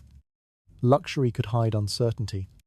Behind every gift lay the possibility that favor might shift. Behind every smile from the king rested the understanding that attention could move elsewhere without warning. The brilliance surrounding the mistress, therefore, resembled candlelight in a vast hall, bright and captivating, yet capable of fading when the flame moved to another place. The queen, meanwhile, remained part of the structure of the kingdom itself. Her position might not always bring affection, but it carried endurance. Even when the king's attention wandered, the authority of her title continued to shape the life of the court. Between these two women unfolded one of the most revealing contrasts of Tudor society. Power could come from legitimacy, or it could come from favor. Few individuals possessed both. Within the Tudor court, the queen held stability without guaranteed affection, while the mistress enjoyed affection without lasting security. Luxury and admiration surrounded the favored companion, yet her position rested entirely upon the fragile foundation of royal attention. When that attention reached its highest point, the court sometimes witnessed a remarkable transformation, a mistress rising so high in influence that her image itself became part of royal history. At certain moments in the Tudor court, royal favor reached a height so visible that it reshaped the position of a single woman within the entire palace. Attention from the king, once expressed through private meetings or small gifts, expanded into something larger, something that left marks across the structure of the court itself. Those watching closely could recognize the change. Favor at its highest point no longer remained hidden inside private chambers. It began to appear openly through symbols that the court understood immediately. One of the most striking of these symbols came through art. Portrait. The Tudor court valued portraiture as a powerful tool of identity and memory. Kings, queens, and noble families commissioned painters to record their appearance for political and personal purposes. These paintings did more than capture a likeness. They preserved status. To be painted was to be remembered. When a royal mistress appeared in a portrait commissioned during the height of the king's affection, the message carried enormous weight. The painting suggested that her presence had moved beyond temporary companionship into something worthy of record. Artists worked carefully on such images. They arranged the subject in rich clothing that reflected the luxury of court life. Velvet gowns shimmered in deep colors beneath painted candlelight. Pearls rested along the neckline of a square Tudor collar. Rings adorned slender fingers placed delicately upon carved chairs or embroidered cushions. Every detail spoke quietly of influence. The portrait itself might hang within the palace or travel to noble houses as a gift, spreading the image of the favored woman far beyond the chamber where she once lived quietly. Visitors studying the painting understood that the king had chosen to allow her likeness to circulate within the world of royal symbolism. For a mistress, this moment represented extraordinary recognition. Her image now existed within the visual language of power, yet the rise of favor rarely affected only the woman herself. The court quickly noticed another change that followed such elevation. Her family began to rise with her. Relatives who had once lived modestly might suddenly receive appointments within royal service. Brothers found positions as officers or advisors. Fathers gained lands or administrative roles within regions controlled by the crown. Marriage alliances also improved dramatically. Families who once considered themselves far above the social level of the mistress's relatives now viewed those connections with interest. A marriage between households could strengthen ties to royal influence, and influence remained one of the most valuable currencies within Tudor politics. Through these developments, the mistress's presence began reshaping the fortunes of those around her. The transformation did not escape the attention of the court. Courtiers understood that personal affection between the king and his companion could ripple outward into political life. Requests presented by her relatives might receive warmer consideration. Conversations held in her presence might carry unusual importance. Gradually, influence extended beyond private relationships. Political matters sometimes entered the sphere of the mistress's attention. She might hear discussions about appointments, diplomatic concerns, or financial decisions affecting the kingdom. Although she held no official authority, her proximity to the king allowed her to become aware of developments earlier than many noblemen. That awareness alone could create opportunity. Visitors seeking royal favor sometimes attempted to approach the mistress with gifts or respectful conversation, hoping that she might speak well of them during private moments with the king. Even a brief comment offered at the right time could influence how the monarch viewed a request or proposal. The court, therefore, treated a highly favored mistress with increasing caution. Some nobles welcomed the connection, believing it could strengthen their own influence.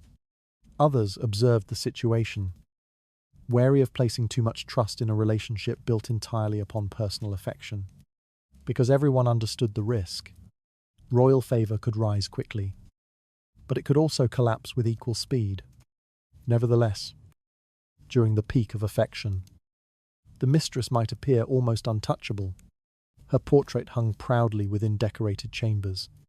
Her family gained wealth and position. Her presence in conversation sometimes shaped decisions that reached far beyond the palace walls. To outside observers, such a moment could resemble genuine power. Yet those who had spent years within the Tudor court remained cautious. They had seen this brilliance before. Many women who once enjoyed the highest levels of royal attention eventually watched that light fade. Portraits remained on the walls long after the favor that inspired them had vanished. Families raised by sudden fortune sometimes struggled to maintain their new status. Once the connection to the king weakened, the peak of influence, therefore, carried its own quiet tension. The higher the favor climbed, the more people began wondering how long it might endure. Inside the palace, even moments of triumph contained the shadow of uncertainty, because every rise within the Tudor court eventually faced the possibility of decline.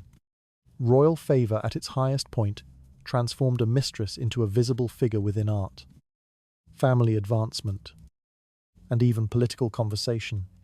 Portraits preserved her image while influence quietly expanded through the lives of those connected to her. Yet within the palace, attentive observers soon began noticing subtle changes that suggested the brilliance of favor might not remain constant forever. In the Tudor court, the rise of favor often appeared dramatic, filled with jewels, invitations, and whispers of admiration. The decline of that same favor, however, rarely arrived with such clarity. Instead, it unfolded quietly. A mistress who had once lived surrounded by attention sometimes noticed the first change through something so small that it might easily be dismissed. The gifts that once appeared regularly began arriving less frequently. A necklace promised during a private conversation failed to reach her chamber. A ring that had been discussed warmly over dinner remained unfinished by the jeweler. At first, such delays seemed harmless. The palace operated through countless obligations and distractions. Kings travelled, advisors demanded attention, and court ceremonies filled the calendar. A postponed gift could easily appear as nothing more than a momentary oversight. Yet experienced observers within the court recognized the pattern. Royal generosity rarely slowed without reason. When favor remained strong, the flow of luxury continued almost effortlessly. Jewels appeared from royal workshops.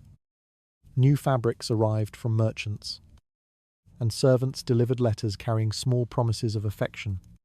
When that rhythm began to falter, the court noticed.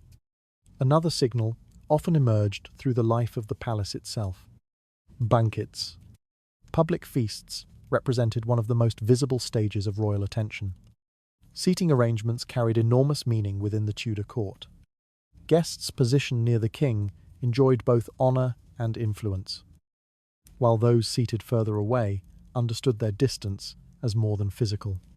A mistress who had once received invitations to nearly every gathering sometimes found those invitations arriving less frequently. A banquet passed without her name appearing on the guest list. Another evening celebration took place while she remained in her chambers. Servants explained politely that the hall had grown too crowded or that certain diplomatic guests required priority. The explanations sounded reasonable, but patterns revealed the truth. The court noticed who attended the king's table and who did not. The absence of a once favoured companion rarely escaped attention. Nobles whispered, measuring what these changes might suggest about the shifting currents of royal affection. The mistress herself often understood the meaning long before anyone spoke openly. Life inside the palace trained its inhabitants to read subtle signals.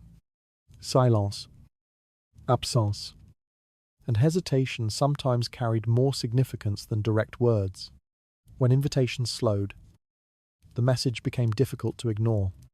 Still, the most telling sign of declining favour often appeared within the architecture of the palace itself. Rooms. The Tudor palace arranged its chambers according to strict hierarchies of proximity. Those closest to the king enjoyed the most convenient access to his presence. Corridors leading to the royal apartments carried both prestige and influence.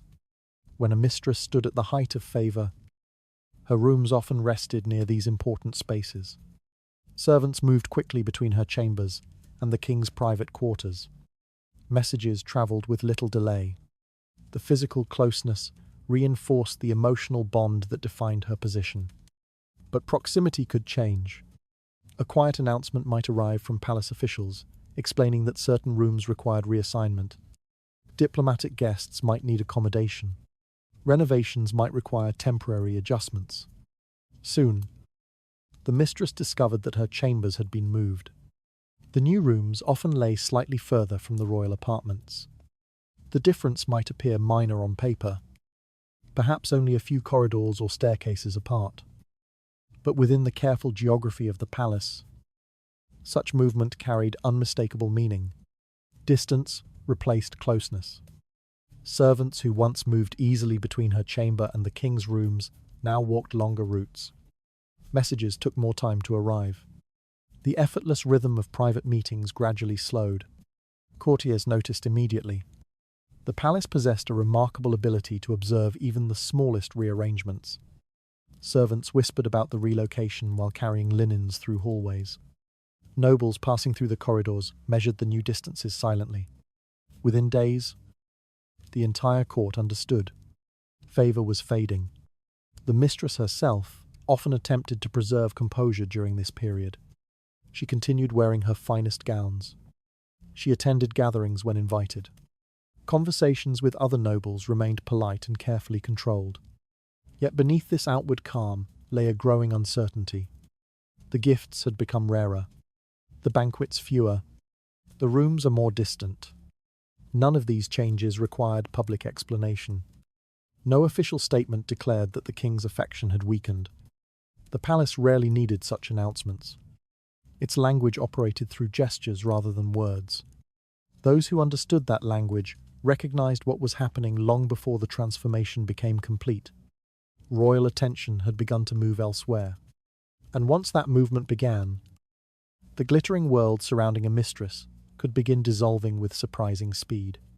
The decline of favour rarely appeared through open rejection, but through quiet absences that slowly reshaped daily life within the palace. Gifts arrived less often, invitations faded, and even the walls surrounding a mistress seemed to shift further from the center of royal attention. In the silence that followed these changes, the court prepared for a final transformation that every royal favorite eventually faced. The Tudor court rarely announced the fall of a royal favorite. No trumpet sounded. No proclamation echoed through the palace halls. Instead, decline revealed itself through the smallest absences, through the quiet disappearance of attention that had once seemed constant. The first sign often appeared at the banquet table. Royal feasts once formed the center of the mistress's public life. She had walked through the great hall, beneath the glow of hundreds of candles while musicians filled the air with soft melodies. Servants hurried to prepare her seat near the king, and nobles watched carefully as she took her place among the most privileged guests. Those evenings had once felt effortless. Wine flowed freely. Plates filled with roasted meats and sugared fruits passed along the table, and laughter drifted through the hall, while the king occasionally turned toward her with a private remark or brief smile. Yet one evening the pattern changed. The banquet hall was filled with the same glittering company of nobles and diplomats. But the mistress noticed something unusual before she even entered. The servant who normally escorted her through the hall hesitated slightly before speaking. The seating arrangement had been altered. Her chair near the king no longer waited beside the royal place. Instead, another guest occupied that position. Someone whose presence seemed ordinary, yet carried quiet meaning. The mistress found herself guided toward a seat further along the table. Still respectable, yet no longer central. The court noticed instantly. Courtiers understood the language of distance better than words. A chair moved only a few places away could speak more loudly than an argument. The space beside the king, once filled by the favored companion, now told its own silent story. The mistress might pretend not to see the difference. She continued speaking politely with nearby guests. Her gown still shimmered beneath the candlelight, and jewels still rested at her throat. Outwardly, nothing appeared dramatically changed, but the absence of that chair spoke clearly. A vacant seat near the king could announce the beginning of a fall. Servants noticed the transformation as well. Those who had once hurried eagerly to serve the mistress began behaving differently. Their movements grew more cautious, their conversations shorter. Some avoided direct eye contact when delivering food or wine. The change did not come from cruelty. Servants simply understood the fragile balance of palace life. Their own safety depended on aligning themselves with the shifting currents of influence. When royal attention moved elsewhere, loyalty often moved with it. The mistress could feel this shift in subtle ways. Requests that once received an immediate response now take longer to fulfill. Messages delivered through the palace corridors sometimes arrived hours later than expected. Even the small rituals of courtly service, fresh flowers placed in her chamber, warm greetings offered by attendants, became less consistent. None of these actions required explanation. The palace possessed a remarkable ability to adjust itself silently. Everyone sensed when influence had weakened, and behavior adapted accordingly, without a single official command. Luxury, once so abundant, began fading quietly. Jewels remained in their velvet cases, yet new ornaments rarely appeared. Rich fabrics still hung within her wardrobe, but merchants no longer arrived frequently with new designs from foreign markets. Invitations to private suppers with the king became rare, then absent altogether. The mistress often understood the truth long before anyone dared speak it. Royal favor had begun its final retreat. Courtiers observing the change reacted in different ways. Some nobles quietly distanced themselves from the once powerful companion, careful not to appear too closely connected to a fading influence. Others watched with a mixture of curiosity and relief, recognizing that another figure within the palace might soon rise to take her place. The court had seen this cycle many times. Women who once seemed untouchable had slowly vanished from the center of attention. Their names remained in whispered stories.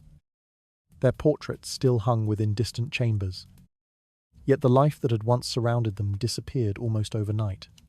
For the mistress now facing that reality, the contrast felt particularly sharp. Only months earlier, the great hall had greeted her presence with watchful fascination. Nobles had studied her every movement. Servants had hurried to meet her needs. Even the king himself had seemed unable to pass an evening without her company. Now the same hall felt strangely distant. The music continued. The candles still glowed warmly above the banquet tables. But the sense of belonging had vanished. She remained inside the palace. Yet she no longer stood at the center of its attention.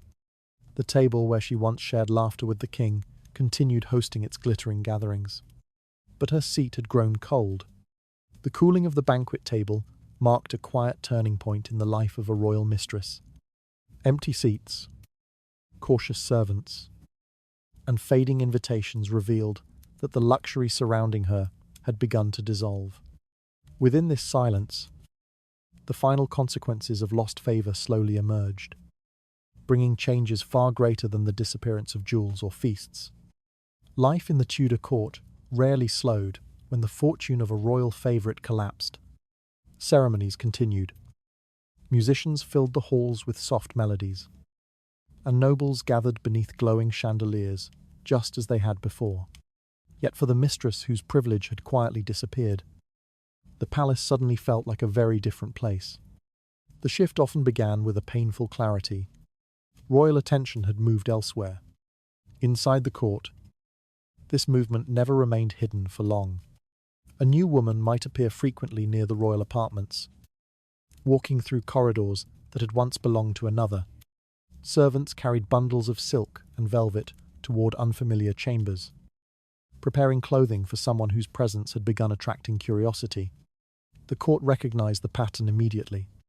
Royal favor rarely vanished without creating a replacement. Most often, that replacement appeared younger.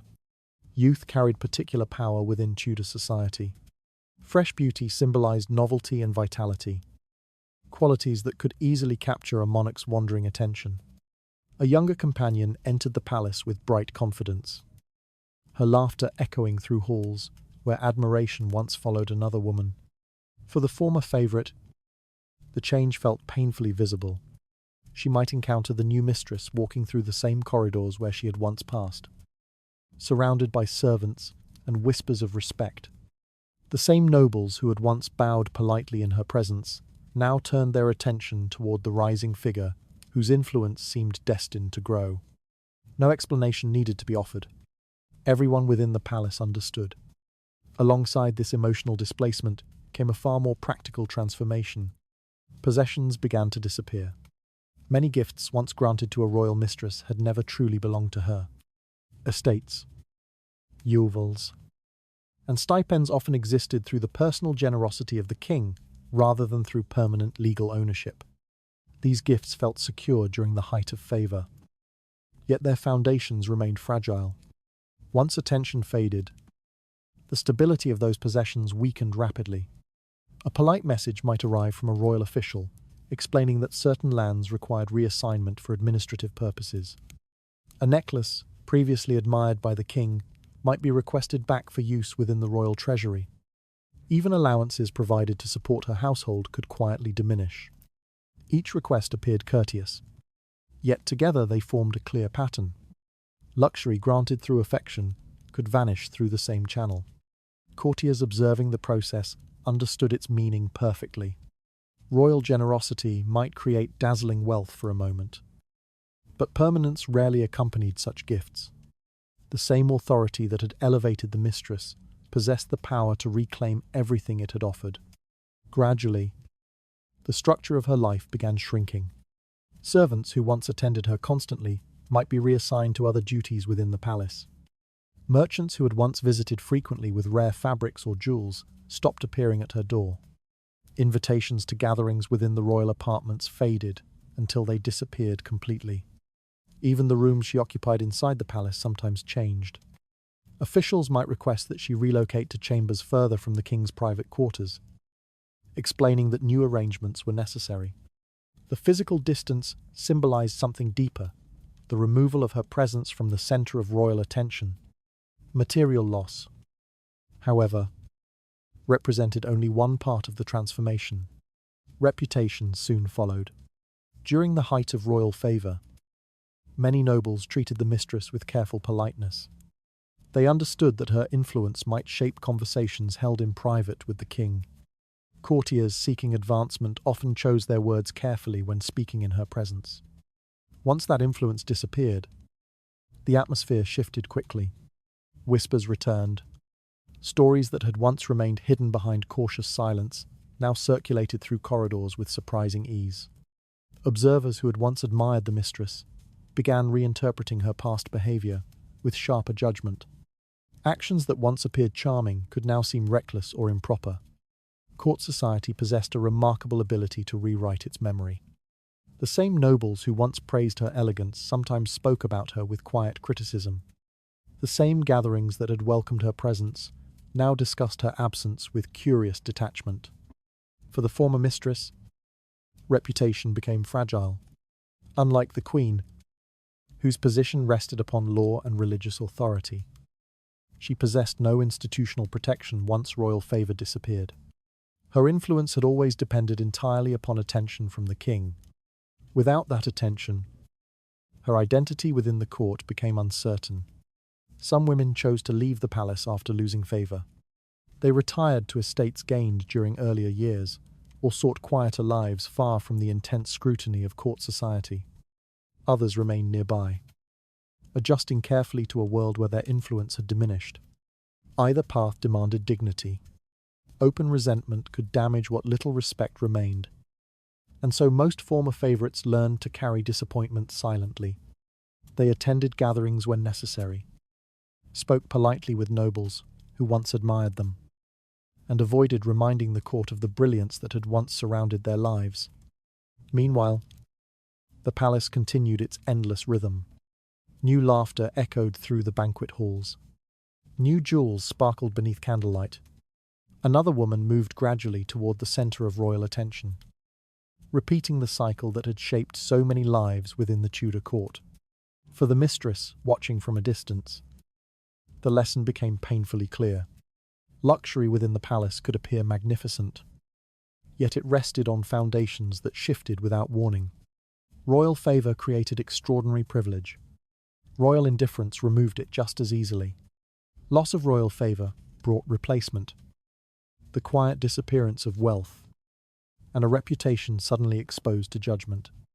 A mistress who once stood near the center of power discovered how quickly the palace could redirect its admiration towards someone younger, even after luxury vanished. However, the years spent inside that brilliant world continued leaving traces that shaped the future of her family and her memory. Memory lingered in the Tudor court long after the brilliance of favor had faded. Jewels might disappear, chambers might change occupants, and new faces might rise toward the king's attention. Yet the years spent near the center of royal affection rarely vanished without leaving traces behind. Those traces often shaped lives far beyond the woman who once held the king's interest. One of the most visible legacies appeared through children. Relationships between kings and their companions sometimes produced sons or daughters who existed outside the official line of inheritance. These children carried a complicated identity within the Tudor world. They did not belong to the lawful succession of the crown, yet their connection to the king could not be entirely ignored. Royal blood possessed an undeniable influence. Many monarchs acknowledged these children quietly, granting them protection or opportunities that ordinary families could rarely imagine. A son might receive an education among noble households. A daughter might be placed within a respected courtly environment where she could marry advantageously. Such recognition did not erase the fact of illegitimacy. The distinction remained clear in matters of inheritance and political authority.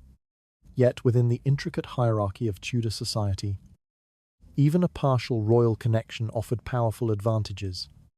A child linked to the king through a former mistress might grow into a respected noble, supported by resources that flowed quietly from the crown.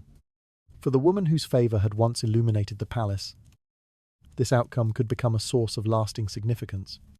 Her own position within the court might have faded, Yet the presence of her children ensured that the story did not disappear entirely. Through them, a fragment of royal attention continued shaping the future. Beyond the lives of children, another legacy appeared within the families connected to the former mistress. The years of favour often brought opportunities that extended beyond the palace walls. Land granted during moments of affection could remain within the family even after royal attention shifted. Relatives who had received positions within royal service sometimes retained those roles long after the mistress herself withdrew from public life. These advantages accumulated quietly. A brother appointed to a minor administrative position might gradually build influence within regional government. A father granted stewardship of a royal estate could strengthen his family's financial stability for generations. Marriage alliances also reflected this legacy. Families once linked to a royal favourite often found themselves connected to networks of nobility that had previously seemed inaccessible. Even when the brilliance of court life faded, the relationships formed during those years continued to open doors. The court rarely forgot such connections. Nobles remembered which families had once stood near the centre of royal attention. Although the mistress herself might no longer command influence, the echo of that proximity could still shape how others treated her relatives. Over time, these advantages formed a subtle but enduring inheritance. Yet perhaps the most curious legacy existed not in land or titles, but in memory. Years spent within the glittering world of Tudor luxury left powerful impressions on those who experienced them. The woman who had once walked beneath the chandeliers of the Great Hall carried with her the knowledge of how power truly moved inside the palace. She understood the language of influence. She had witnessed how quickly admiration could rise and fall. She had learned how conversations behind closed doors shaped decisions that affected the entire kingdom. These lessons often became tools for survival. A former mistress living away from the court might still use her understanding of politics and reputation to protect her family's interests. She recognized the importance of careful speech, strategic alliances, and patient observation, skills that many nobles spent their entire lives attempting to master. The memory of luxury, therefore, transformed into something practical. It became an experience. Even the stories she carried from those years possessed value. Descriptions of royal banquets, whispered conversations with powerful figures, and glimpses of court intrigue fascinated those living outside the palace. Her knowledge of that hidden world allowed her to remain a figure of curiosity and respect long after her direct influence had faded. Time softened the sharp edges of scandal. What had once appeared controversial sometimes evolved into legend. Future generations might remember her not simply as a royal companion, but as a woman who had navigated one of the most complicated environments in European history. The Tudor court itself continued moving forward. New favourites appeared. New alliances formed. The glittering cycle of affection and ambition repeated itself with each passing decade. Yet the legacy of earlier relationships never vanished completely. Children carried the blood of kings into noble families. Estates remained within lineages that had once stood close to royal favour. Stories passed quietly from one generation to another, preserving the memory of a time when luxury, danger, and opportunity had lived side by side. In this way, the years of brilliance experienced by a royal mistress did not end entirely with the fading of favour. They simply changed form. The years of royal favour left traces that extended far beyond the life of the mistress herself. Children, family advancement, and the quiet knowledge gained within the palace continued shaping the future long after luxury disappeared. Yet one final question remained lingering in the silent halls of memory: whether all that glittering privilege had ever truly been power at all. The Tudor court glittered with extraordinary beauty. Velvet gowns shimmered beneath candlelight, pearls rested against pale skin, and silver goblets reflected the warm glow of enormous banquet halls. Visitors entering such spaces often believed they had stepped into a world of unquestionable power. Luxury appeared to define everything. Jewels glittered in the hair of noble women. Musicians played delicate melodies while servants moved gracefully between tables. Conversations drifted through corridors decorated with rich tapestries and polished stone. To an observer standing within that dazzling world, it seemed impossible to imagine weakness hiding beneath so much brilliance. Yet the story of the royal mistress reveals something far more complicated. Luxury within the Tudor court often resembled a beautiful illusion. The gowns, the gifts, the feasts, and the chambers filled with carved furniture created the appearance of stability and influence. Those who lived surrounded by such wealth seemed to possess extraordinary privilege. But appearance did not always match reality.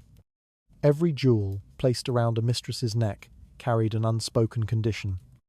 Every banquet invitation depended on the continuation of royal interest. Every room granted near the king's apartments existed only as long as favour remained. The palace offered splendour freely. It did not promise permanence. For a time, the mistress could appear almost powerful. Courtiers watched her carefully. Nobles spoke politely in her presence. Servants hurried to fulfill her wishes. Even political conversations sometimes passed through her chambers before reaching official councils. Yet all of this rested upon something fragile. Attention. Royal affection created influence. But it also created vulnerability. The same favour that lifted a woman into brilliance could disappear without warning. When the king's interest shifted, the glittering structure surrounding the mistress began to dissolve piece by piece. Gifts stopped arriving. Seats at the banquet table moved further away. Chambers, once filled with music and laughter, grew quiet. What remained after such changes often surprised those who had admired the brilliance of court life from afar. Luxury itself vanished quickly, but memory did not. The woman who had once lived at the centre of royal attention carried with her experiences few others could understand. She had witnessed the inner life of a powerful court, observed how influence travelled through whispers rather than proclamations, and learned how easily admiration could transform into silence. These lessons followed her long after the jewels disappeared. Sometimes they allowed her family to rise through connections formed during those brilliant years. Sometimes they helped her navigate life beyond the palace with a careful understanding of reputation and strategy. And sometimes they simply became stories. Stories told quietly in smaller homes far from the palace halls, where the memory of candlelit banquets and whispered intrigues still glowed faintly in conversation. In this way, the luxury of the Tudor court left a strange legacy. It dazzled those who lived within it. Yet it rarely provided the stability it seemed to promise. The gifts that once appeared to represent power often proved temporary, dependent upon moods and circumstances that no one could fully control. The court itself continued its endless rhythm. New favourites appeared. New gowns shimmered beneath the chandeliers. New whispers travelled through the corridors as another woman stepped closer to the king. The cycle repeated itself quietly, generation after generation. For historians looking back upon this world centuries later, the question remains hauntingly simple. Did luxury truly represent power, or did it simply illuminate a moment before fading into shadow? The life of a Tudor mistress suggests that the answer lies somewhere between those two possibilities. Luxury granted visibility, influence, and opportunity. Yet it rarely guaranteed security. Power in the Tudor court often belonged not to the woman surrounded by jewels, but to the structures that endured long after those jewels disappeared.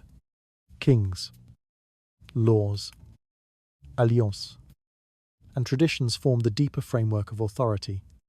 Luxury merely glittered along its surface. Still, the human stories hidden within that glitter continue to fascinate us. They reveal how individuals navigated one of the most complex environments in European history, balancing ambition, affection, danger, and survival beneath the golden light of the Tudor court. Perhaps that is why these lives remain compelling even now. They remind us that behind every display of wealth and influence stands a fragile human story shaped by hope, risk, and uncertainty. And as the final candles in the great hall burn lower, the noise of the banquet slowly fades. The musicians rest their instruments. Servants clear the long tables. The courtiers return to their chambers, leaving the vast hall quiet beneath the flickering light. What once appeared magnificent now dissolves into memory. Yet history continues whispering through those empty rooms. Before you close your eyes tonight, imagine that vast Tudor hall once more, the velvet gowns, the jewelled crowns, the murmuring voices beneath golden candlelight. Imagine the women who walked those corridors, carrying both privilege and uncertainty in equal measure. Their lives shimmered briefly within the light of power. Then the light moved on. Thank you for spending this quiet time exploring the hidden world of Tudor courts and the delicate balance between luxury and influence. History often feels distant, yet the human stories within it remain deeply familiar. If this journey through the Tudor palace helped your thoughts slow and settle, then perhaps it has served its purpose well. Now the candles have burned low, the music has faded, and the great hall stands silent. Rest comfortably, close your eyes, and let the quiet echoes of history drift gently into sleep. Good night.